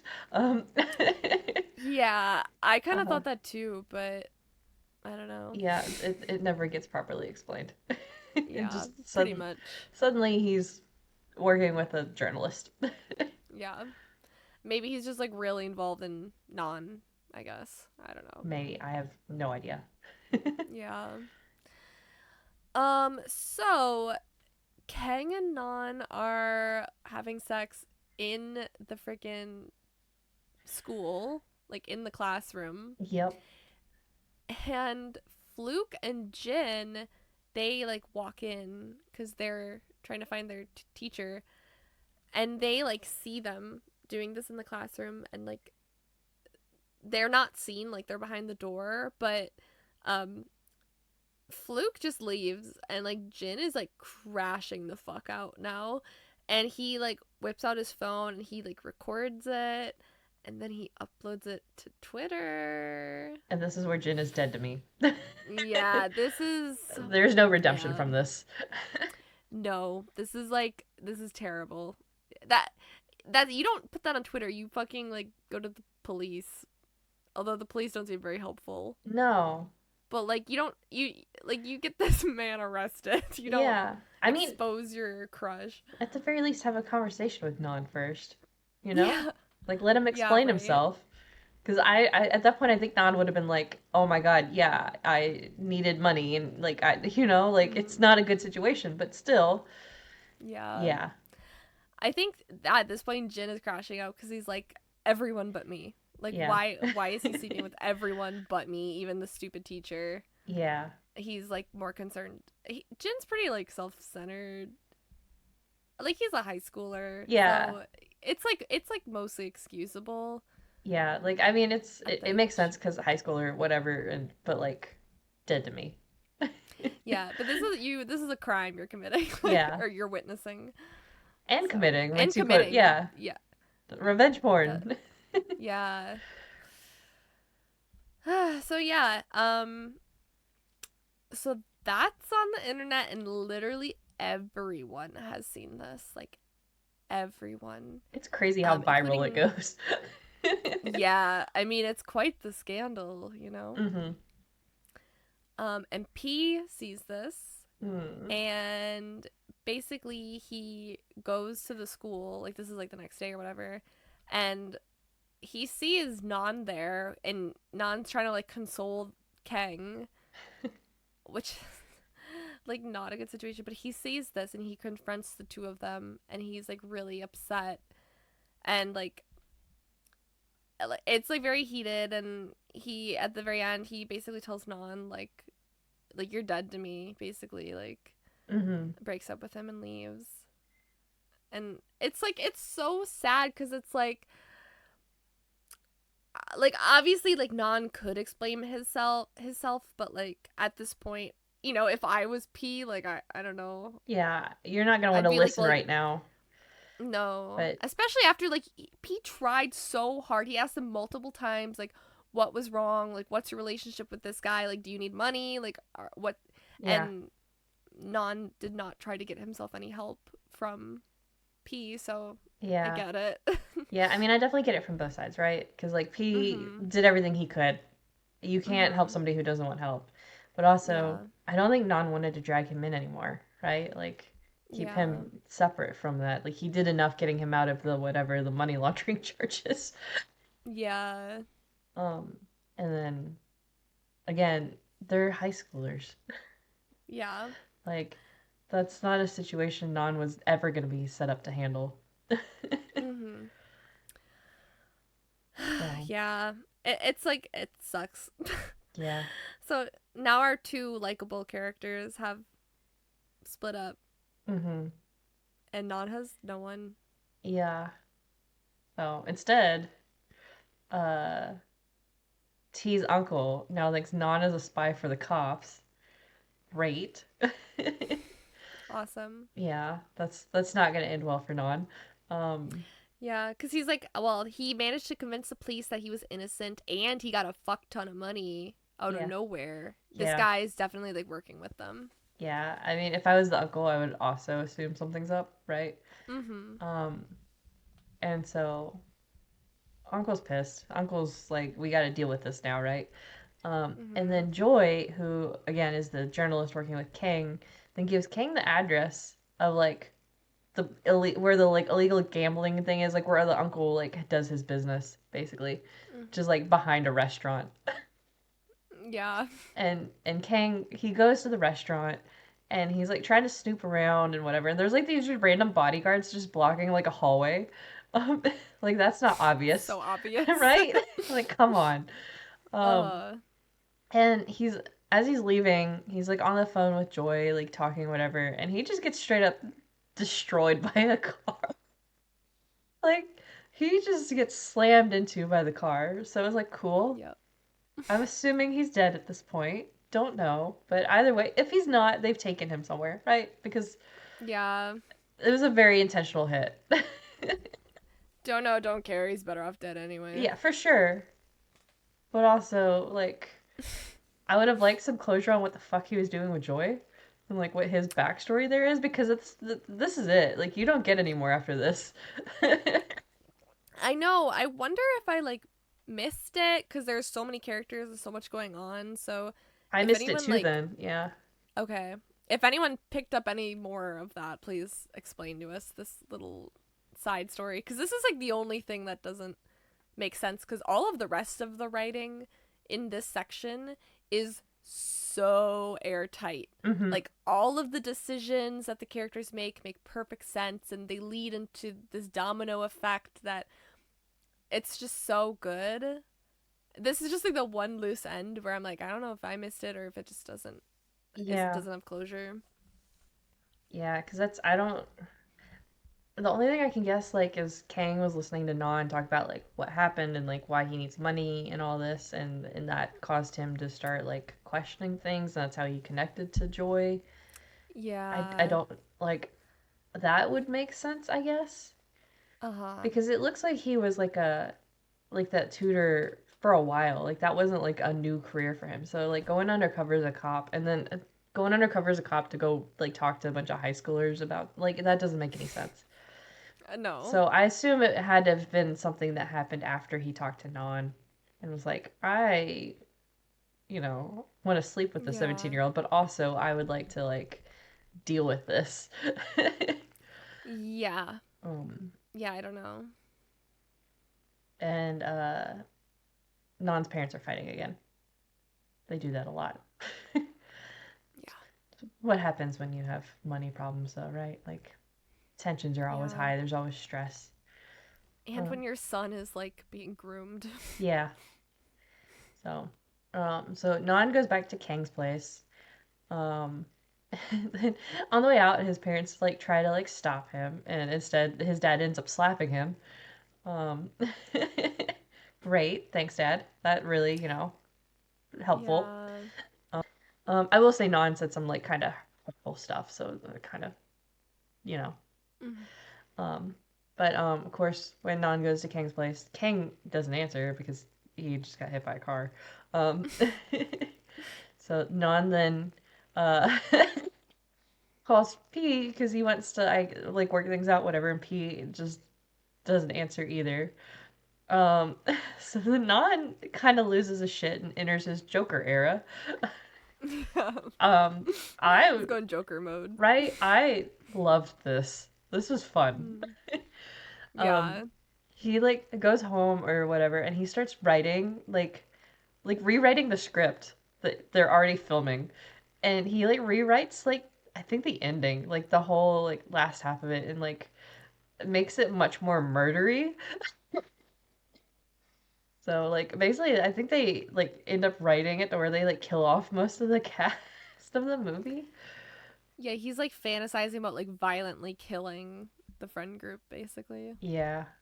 Um, and so in the meantime, the police are starting to dig into T's uncle. So the uncle is like, T, go kill Non or like bring him here so I can teach him a lesson, which is code for I'm gonna kill him. Um, Like, Yeah, because they still think it's Nan's fault, yeah, even though it's not. no. Like he had nothing to do with this part. Like he was done with all that as far as that goes. Mm-hmm. Um, I think the main reason, I guess it's kind of his fault because I do think it's P's dad who's investigating them. yes. Because now he has a personal stake because, like, his son was involved. Mhm. So, like, indirectly, like, Yeah. Non kind of caused it, but it's not nearly, like, it's not his fault at all in the way No, that he's Uncle not working with the thinks. cops, right? Because that's the uncle still thinks Mm-mm. he's working with the cops, and Yeah. he's not. Yeah. So, but the scandal from Non is now affecting the short film. Um, it's they're not going to lose the funding from it, but they have to finish it soon. I think Poor wants to like write him out of it completely, just so that they don't have to explain why he's in it after his little sex tape, right? The revenge porn. Yeah. Um, but T does convince them to invite Non to finish. And they make Jin do that, which is so fucked up because Jin at this point is kind of over it all. Um, Yeah. And by the way, no one knows Jin is the one who posted the video except for Fluke. yeah. So no one knows it was him. And again, Fluke doesn't open his mouth about anything. So because my career. Yeah. Um, so we have the last days of filming. Nan does show up and he shows them the new script that he wrote with all the murder now, and they're obsessed with it. They love it. Um, Mhm. in the meantime, Nan brought a knife to this filming. Um, and he kind of loses his shit while he's filming, and they're making him be the villain again. And he like drops the axe that he's like filming with and like tries to use the knife to like stab Top. And like I think he does cut him, right? Yeah, he cuts him like on the Mhm. shoulder. Yeah, And he nicks him. He yeah, tries to full stab, but he yeah, misses. he just gets him on the shoulder. And like everybody like starts to run away from him and the door's locked so they can't get out. And that's where like everyone realizes that Non has lost his fucking mind basically and is no longer fucking around with them. Um Mhm. And that's where Non, while he's losing his shit, he accuses T of being behind like the accounts that caused like the bigger problem here. Um, and and he starts to like go to stab T, and then some for whatever reason Jin then just decides to vocalize that he's apologetic and to stop Non. Um, Is this when he admits to releasing the footage? I think so. I think that is how he gets Yeah. him to stop. And then while they're like trying to talk him down, Non just collapses in front of everyone, and it's because T drugged him. Cool. Great, thanks T. So Yeah. then T and Top end up dragging him off, and they're like, "We'll handle it. Don't worry about it, everybody." Right? That's fine. Um, and Don't ask then questions. yeah, and then Non disappears. So T really handled it, I guess. Um, because Non disappears after that, and the police like question the group, and they all claim that he never went to the filming thing, and then actually he ran off with Kang because Kang is also missing, right? So great, bunch of stupid high schoolers, lying. Uh, so they finally finish filming the movie. Um, and Kang is now under investigation instead of the uncle, so the uncle's happy. And T keeps asking if Kang and Non are alive, and nobody will answer him. Like I assumed at this point that they're both dead, which Me too. great. Um, but also like the only thing that stood out is we didn't see what happened to Non, so I was like, okay, maybe he's not dead? Question Mhm. mark. Mhm. Uh, and then P's father was also told to drop the case. Since he was investigating everything. And but P's father is like really suspicious still, and he's like he thinks they were forced to disappear and he doesn't believe that they actually ran away together. It doesn't make sense to him. So, but because he's told to drop the case, he can't really do anything about it. Um, So then it's movie premiere day. Um, they actually left some of the footage in of Non using the knife on top, which is kind of crazy. Um, I thought that was so crazy. and yeah, this movie, from what they show us, doesn't look like found footage at all. It's just a They movie. don't understand what found footage is. No, it's found footage is like POV or like first person views, right? And all of this is very much third person views for the most part. It's sure, whatever, guys. Like, you can't have a cameraman if it's found footage. hmm So, but T goes to the premiere. Um, Or not T, Not T. Yeah, I P. was like, P goes to the premiere. And he's plotting now. He's ready to like take things in his own hands because he, I think I don't know if this is where we see it, but like he starts to, I think, want to talk to Non, but Non being missing is like a big issue for him. So, Mm-hmm. and Four is also taking all of the screenwriting credit, saying he wrote the whole script himself. Um, Jackass. I hate this kid Mm-hmm. so much. I'm fine. He died. Yeah, me too. Like, cool. Same. It's whatever. Didn't miss you. Um, and then we see that somebody's calling for P at the movie premiere, and it's Tan. Um, uh, Double twist. yeah. Whoa. So this is the first time we see Tan in the flashback now. Um, We still don't know why, yeah, but we're like, oh shit, he's involved too yeah. somehow. So everybody's around now except White. We've seen White's the only one that's still just Yeah. kind of like hanging out there. Of don't know where you came from. Um, White is literally the only innocent, unsuspecting person yeah, there. has nothing to do with any of this. Just bad taste in Mm-hmm. men. Yeah. I would like to give these last 4 episodes a round of applause. Yes. Just fabulous television. So good. I really enjoyed Yeah. I that section like immensely. It took me a little bit to get through the first 4 episodes because scary. I Mm-hmm. stayed up till like 3 or 4 in the morning to on a work night to finish the rest of the show. Uh, Yeah. like you get hooked in pretty quick, and it's solid. Yeah, I think we're both a fan of like intense hmm drama. Yeah. And like this type of intensity I've only really ever seen before in like My Stand-In. I Like in terms of like the stakes and just feel like the Four amount Minutes of also has it. It just 4 minutes is also so 4 minute confusing. too. Yeah, that's Um, true. For you, that's a good another one too. Jack and Joker. Um, Jack and Joker a good amount. Yeah, Yeah. But yeah. those kind of shows I love, and this is like right up there hmm with them, which is funny because it's you think it's just like a horror Yeah. movie, but I'll it's a say show. I don't know that I've seen anything that came out this year that hits that way. Yeah, my mind's blank, but I also can't really think of Yeah. anything Cause that's like that gut wrenching. yeah, I don't know if we're missing. I feel like Kim Jira just finished. I feel like that I've probably is heard gonna hit that that's way because everybody's been saying it's really intense. Um, I've heard it's so good. I would probably love it. yeah, it's on my list to watch, but that's the only one I can Yeah. think of that I've even heard anything that would give me a hint that it's gonna be as intense as this was. Yeah. So if you guys have any recommendations for other shows that are intense like this, Please. leave us a comment, Yes. please. I'm begging. So, anyway, we move on, but we go back for the first time to modern day.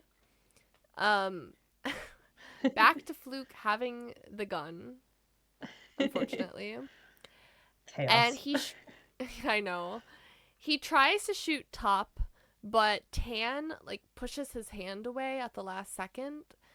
And so like they fight and like Top is fighting T now and like White is mostly useless. He's just like screaming in a corner, He's just a which like sweet poor baby guy. angel.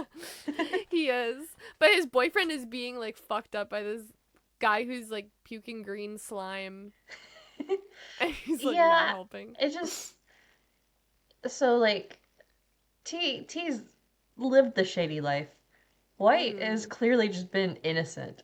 Period. He's Yeah. never had like a like he's not like wealthy, power hungry, poor. He's not, he's just vibing. He just Yeah. there for love and happiness.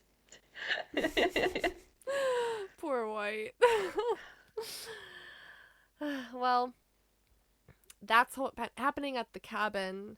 But Jin and P are still at the temple, and so they get out of their coffin, and they talk about their relationship, which I was like, oh yeah, this is so interesting. We have kind of a love triangle here, Yeah. and basically, like they talk about how like Jin has feelings for P, but like P won't be more than friends, and Jin is like, why? I don't understand like why that is. Like it must be because of Tan.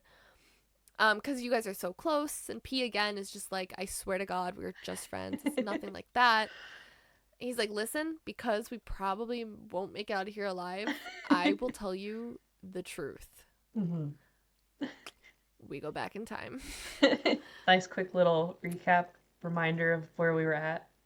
Mm-hmm. Is I that know. I was like, oh yeah, Fluke still has that fucking gun. Like, Yeah, it definitely took me a minute to go, where were we? What were we doing? yeah, I know. Me too. hmm So we go back to P, who is like going around trying to find Non because Non's missing, and like he goes to the vacation home. Oh no, wait. Oh no, okay. He's trying to find because Non is at the cabin, the vacation home, hmm like the last place he was seen, and P is trying to find him then because he doesn't know he's there. Yeah. But he does like go into his house and he finds like the new script, which hmm is basically like a manifesto of Yeah. who Non wants to kill. Yeah. Him doing that was so funny to me because like he shows up at Nan's house and like nobody is like around, I guess. And so he just walks in.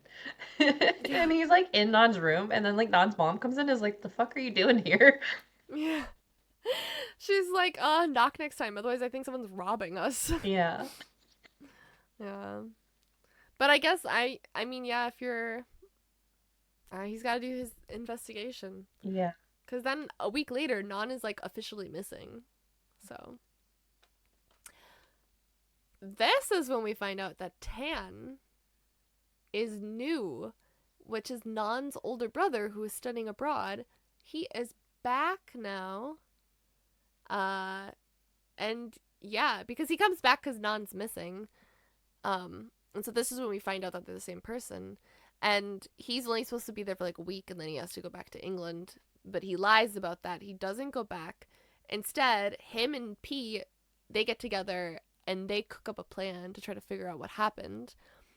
And so they enroll in Nan's old class because they're pretty positive that his classmates had something to do with it.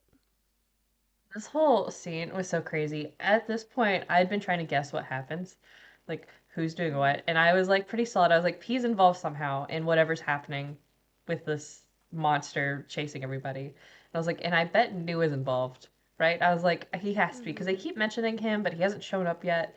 But I was also like looking at MDL, and MDL does not spoil this, Good job, MDL. I was right? pretty I was happy about that I too. was really surprised because normally when somebody plays like a character with two names, they list the names. Um, Mm-hmm. and but they don't spoil this. I was not expecting this at all. I at this point I had honestly forgotten Tan was a character. No, me too. Yeah, I also forgot about that. And even when I did like remember him, I didn't think he was No. new. No, that was not on my radar. I was waiting for New to Yeah. come back and also like do his thing, but I was not. That was way too much. Yeah. The P and the new twists are like some of the best twists I've experienced. Yes. Like with Thai shows, like they're just so I was like blindsided by both of them. hmm So, um this is also when White and T they like get together around this time. We'll learn a little bit more about that later, but this is when White kind of enters the picture, but he's literally just T's boyfriend and nothing else. hmm He has no idea anything going on. Yeah. So they find out that, like, okay, Jin and Non were the closest, so we need to target Jin. Like, he might have the most information out of everyone. Mm-hmm. And so P specifically gets like really close to Jin, like a little too close, like they get along a little too well, Mm-hmm. and they start hooking up. Daniel gets pretty mad about it. Yeah, I think he does. And Nu is like, "You're cheating on my brother," and P is like, "Listen, well, first of all, we broke up. Second of all, he's missing. Third of all, I'm not like dating this guy. I'm literally just using him for information. Like, I'm literally just doing this so he'll tell me stuff. Um, even though they clearly have like a lot of chemistry and stuff, but um, and Nu is like, okay, just like don't fall in love with him. And P's like, it's not a problem. Let me have my fun. Yeah, right. And then police and they confirm that they receive a video of Nun and Kang getting on like a bus together, but they won't let anyone see it, which is like suspicious. Like, because Nan's parents are like, please show us the video. Like, we will be able to like identify our son. Please show it to us. And like the cops won't. And so when P sees like hears about this, he's like, this is when he starts being really cold to Jin, and he's just like, literally, we are, because Jin like wants to be like a couple, and this is when P is like, I will never look at you like that. Like, if you need someone to sleep with, come to me, but like I do not have any feelings for you, you disgusting rat. he he's pretty nasty about it. He doesn't say that, but It's it's still it's quite rough. mean. Yeah. Yeah. Okay. 2 years goes by. Nan's and Nu's mother, she commits suicide. Um, there's been no progress basically in the They closed the investigation because they're like, he ran away with Kang, and so, yeah. Um, so mom like has a funeral. Dad's there. Nu's there. Dad finds out that Nu hasn't been in England this whole time, and he's devastated because he's like, we've been working like ourselves to the bone to send you money. Turns out like you don't need the money.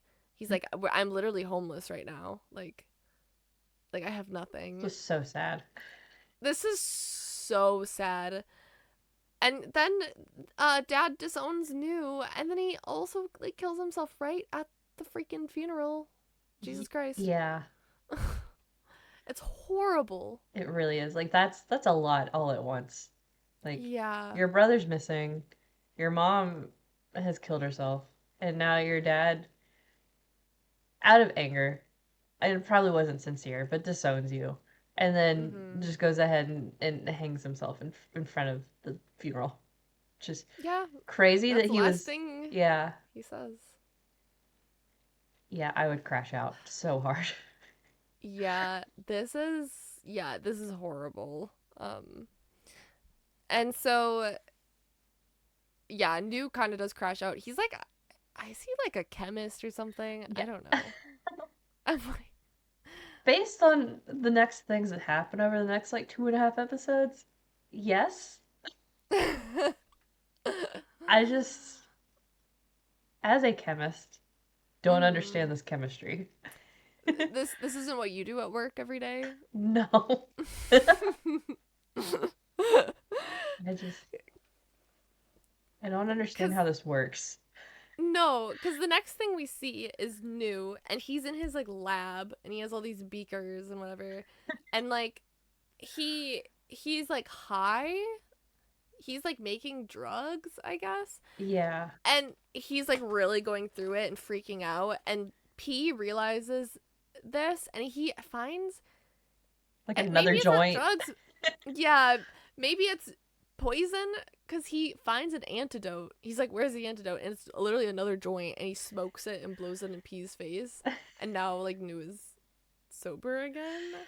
Yeah, this just, I will say this is like the one thing that loses me on the show. is this Yeah. drug thing. Like I get The okay, drug thing loses me. because it's so you have a drug that gets you high and it gives you a terrible trip, right? And Mhm. they like inhale it like a fucking joint. Um, so and then there's a anti-joint, basically. Not the anti joint. Like that, and it's not even like you smoking the joint yourself. It's like the smoke itself is the problem, Yeah, and like that's you can have smoke blown in your face and it works. You don't have to actually inhale it. yeah, and it's instantaneous too. Yeah. Like even having it just blown in your face, and like I don't know if you've ever been around somebody like smoking and had like a cigarette smoke like in your face from that, but like you're not gonna get like nicotine out of that, right? So or No. it's such trace amounts like to be effective of anything. So I will let it slide because the show is incredible outside of this, but this is Yeah. I struggle with this a lot. The drug stuff is definitely a reach. Yeah, I don't know how they could have done it better. You know, that's the one thing where I'm like, I don't know what would have also made sense unless they did something A like an ghost. instant that they could have maybe done something like an incense thing, maybe. I don't know. Mhm. Like there's Yeah. I don't know. I feel like having somebody blow smoke in your face and you instantly become unhigh, unhigh from your anti-joint.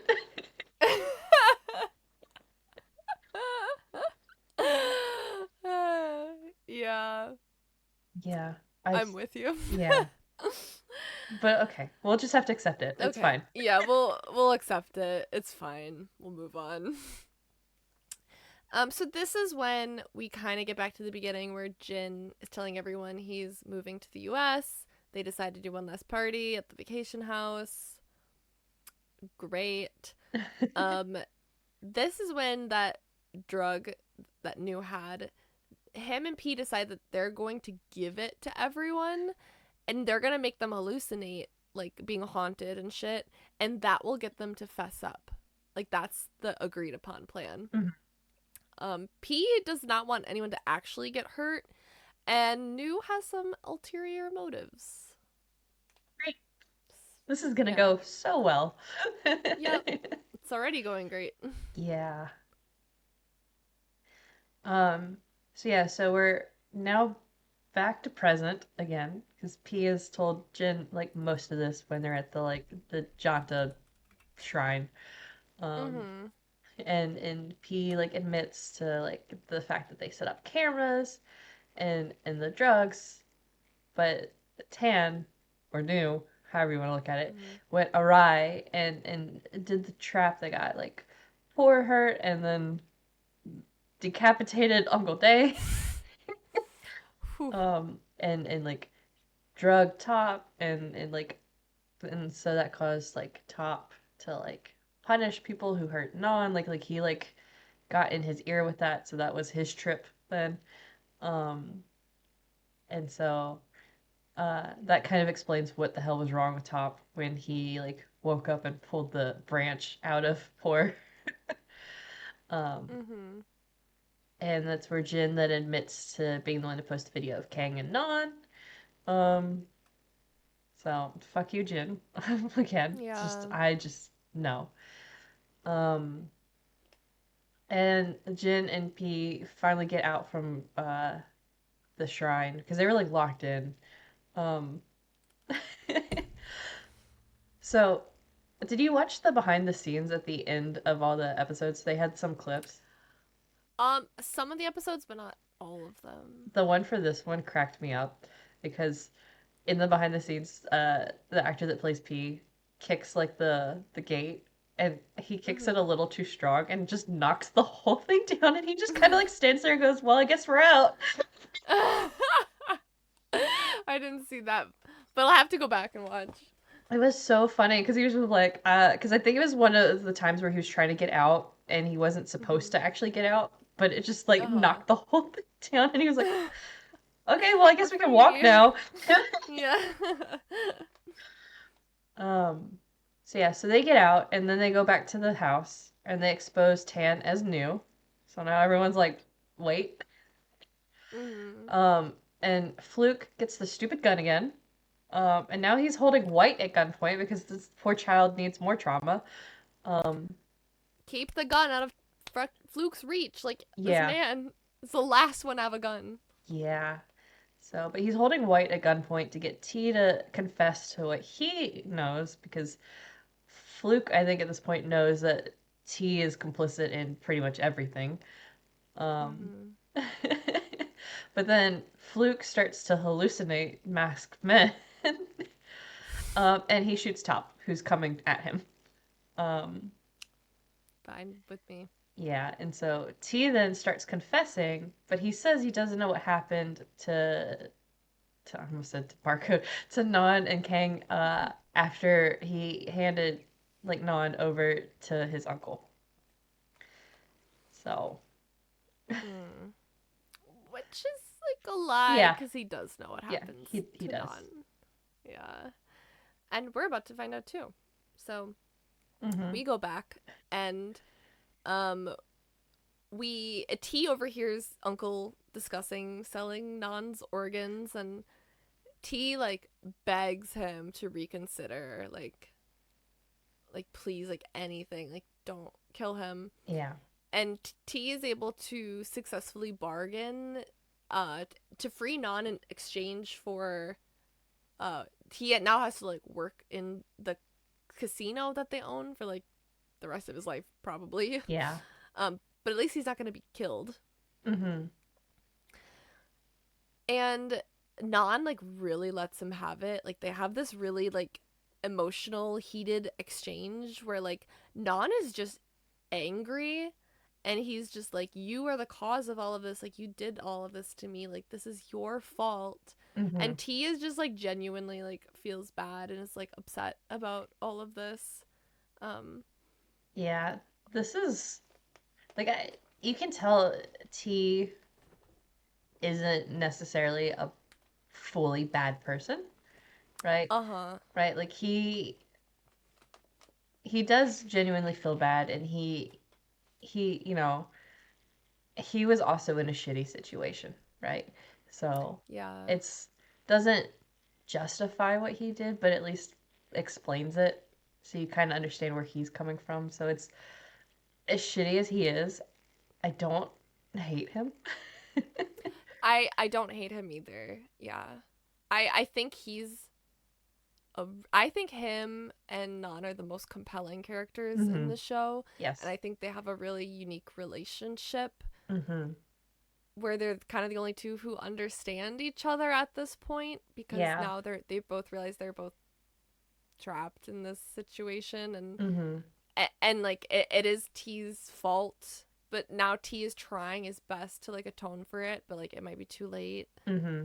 um it's just like, yeah, It's it's tough. really bad. Yeah. uh, um but yeah, this is T's story now basically. And so this is out of like from his lens, and he is seeing Non like struggling to work at the casino because he's super injured because he was like beat the hell up by the guys. So he's really struggling to do his job. And um T is kind of like covering for him, like, if Yeah. Non knocks over a drink or whatever, T is like replacing it and like, giving the guy free drinks or whatever. um Keep things at peace so that like his uncle doesn't get alerted to anything. Because mhm. honestly, if Non fucks one thing up, he's probably dead, right? Yeah. And so T ends up getting a job at like a PC bang, like a little side job. And he's working there instead of going to school at the moment. And he takes like the extra cash he earns and he's giving it to Non. Because Non doesn't have that much debt left, Yeah. remember? But they don't want him free because they think he's tied to the cops. But uh, T is trying to get him like to buy his freedom. This is like T like getting the extra job and like skipping school and stuff to help with that. That's where I think I really started to like soften up to him. Where I was like, Yeah. okay, you're trying to fix this. Like, Yeah. okay. Because, and it's one of those, it's like, okay, he's also only a high schooler, right? Like, they're like juniors or Mhm. seniors or something like that at this point. So, Yeah. And again, he was in the situation before Non was, um, hmm, essentially. yeah. So, this is when we learn about T's dad. His dad is mentally ill and he's just having like an episode and he's being like really disruptive in town. Like he's just causing a mess and the other people in the village are like, you know, fed up with him and Yeah. this is so sad. T like ends up having like a breakdown over this cuz he is so done with like having to parent his own parent. Mm. And he's like, you should be taking care of me, like I should be having a normal life, like I shouldn't have been involved with any of this in the beginning, none of this should have happened. It's just like ah, the scene is bro, JJ is so good. Like I really like felt all of this, just the absolute, like there's nothing he can do, like he's there's nothing he can do in this situation. Yeah. JJ did it because it's like in 4 minutes, his role isn't big enough for him to be able to act like this, like this Yeah, emotional or like whatever. So it was definitely one of those of like, JJ, I did not know your game. Like, I didn't, okay. yeah, I was not familiar with your game either. So yeah, he has to kind of accept that, but that's just like our glimpse into his home life. Um, and he it is the one that like to tell his friends that like Non and Kang actually like they ran away together because he can't just be like, yeah, he's like a slave right now at my uncle's house. So he's like, oh, I just like removed him from the family home and he, or from the vacation home, and he like ran away with Kang. So it's not my fault. Yeah, they were starting to question him a little bit, I think, at this point, Mm-hmm. because they were like, you took him. Yeah, where did he go? Okay, and then shockingly, I did not expect this, but Non just dies. Like, and it's very quiet. Um and he basically just dies from exhaustion and like, and that's it. He just like doesn't get up one day. And it is so quiet that it feels so chilling to me. And again, it's from T's point of view. Like we don't get Non's point of view anymore. And so yeah, and the only thing left behind is this note. And on it, it's like an affirmation Non wrote to himself that just says, like, I'm not a loser. I'm going to get out of the situation. Yeah, and he's Devastating. dead. Oh. I had hope at this point that he was actually going to Mm-hmm. survive this. That I don't know where Yeah. he would end up. I don't know if he, if at present day he was still working there, like if he got it together. Like I wasn't sure where Mm-hmm. we were going with that. I wasn't fully expecting him to die. And then for it to literally just be of exhaustion, Yeah. it's it's definitely a twist on how dramatic all the other like deaths have been. Yeah, And just exhaustion and depression and yeah, hopelessness. Like, he had nothing to live for anymore. hmm, And so, you yeah, know, because he didn't expect to ever get out from what he was doing at that point. Um, yeah. So yeah, and of course the uncle is just mad that like he's like, I would have gotten more money out of him if I sold his organs. yep, So I yeah, hate that man.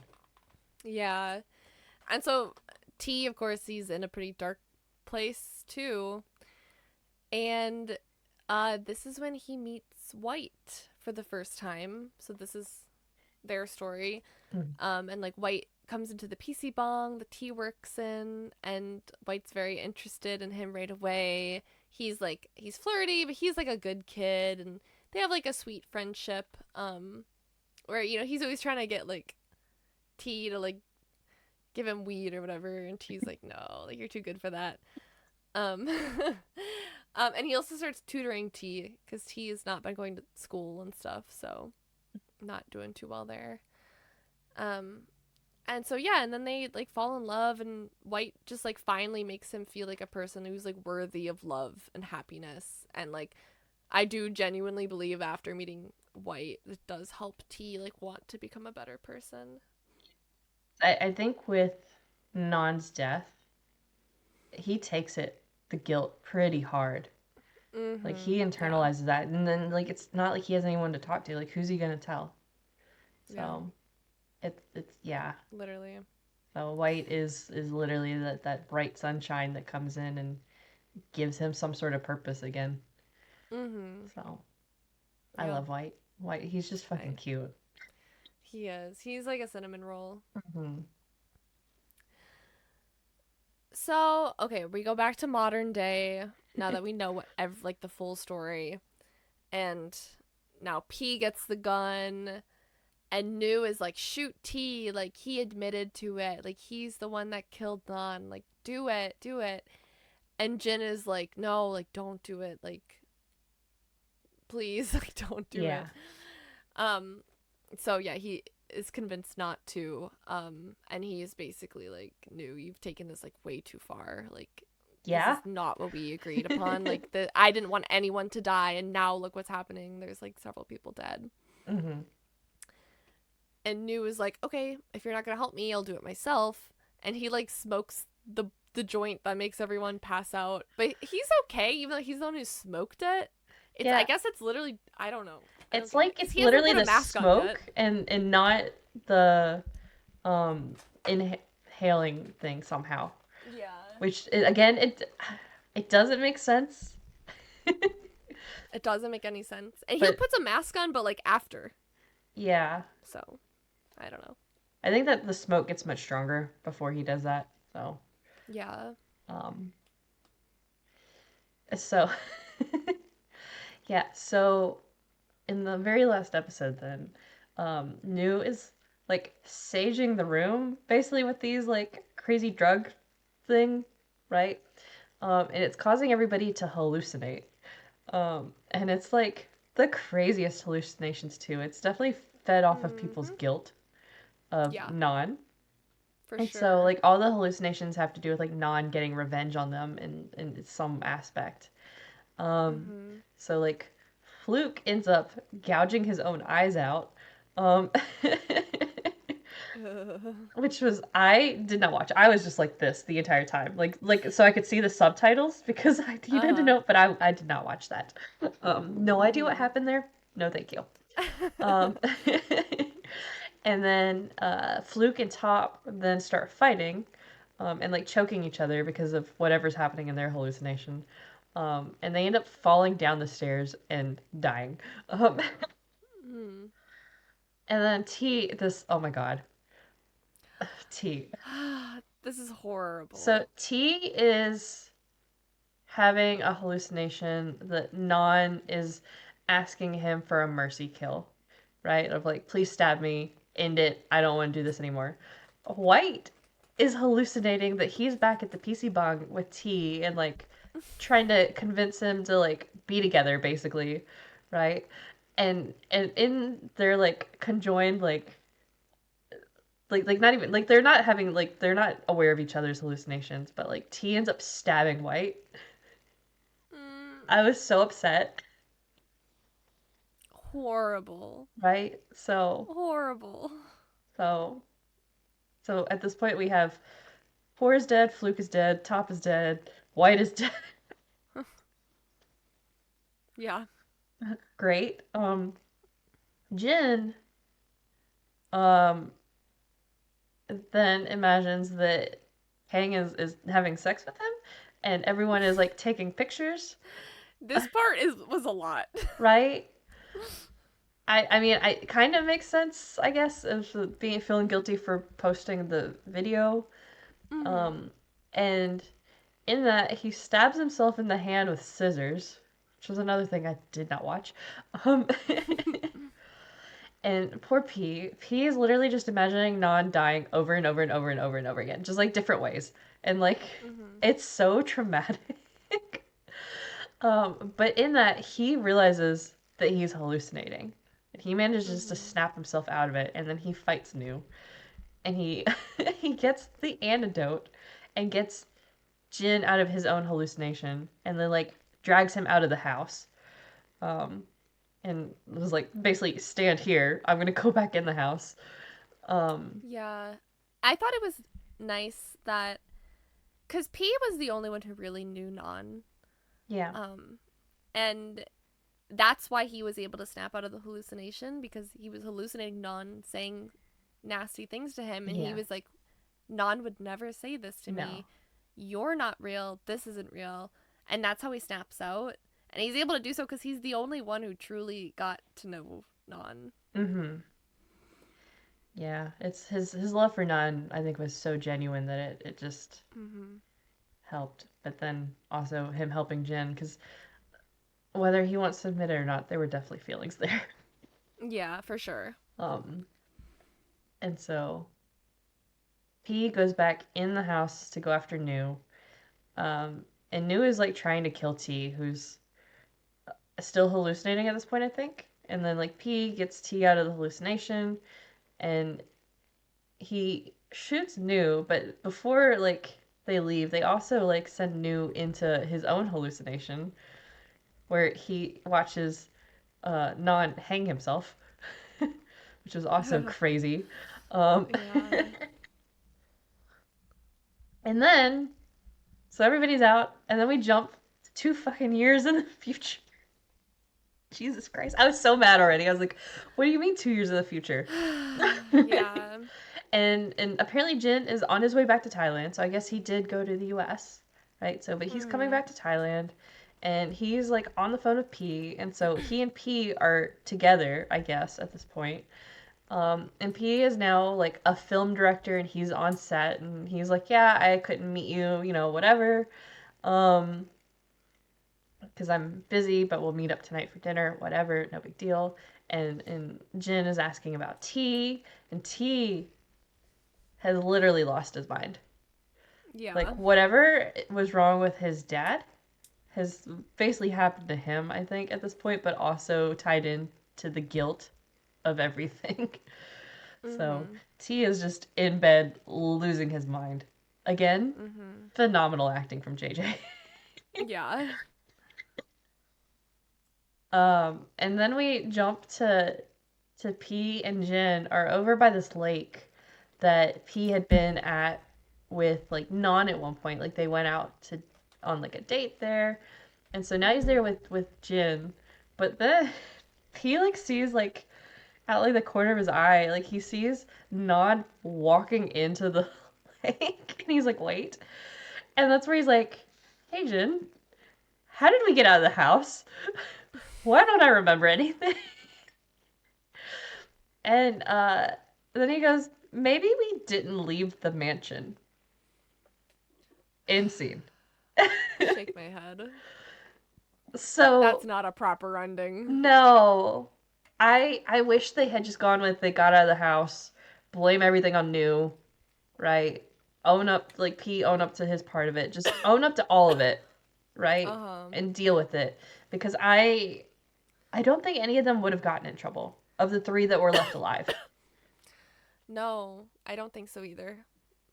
Right? Like it would have been a long Yeah. drawn out process. Except maybe P, but like Even then, he like didn't actually kill anyone or plan to. no, like his intent was information, and he Mm-hmm. stopped New from finishing the job, basically. Right? Like he was a little too late for half of them, but yeah.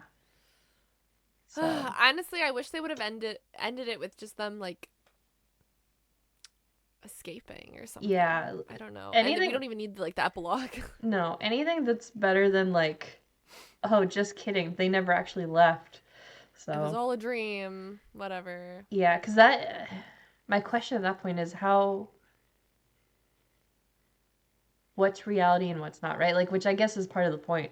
Like, how far back do we Yeah. go to where things aren't a dream anymore? Because is it like, was there like a dream in a dream type of a situation? Like, or a Yeah. hallucination?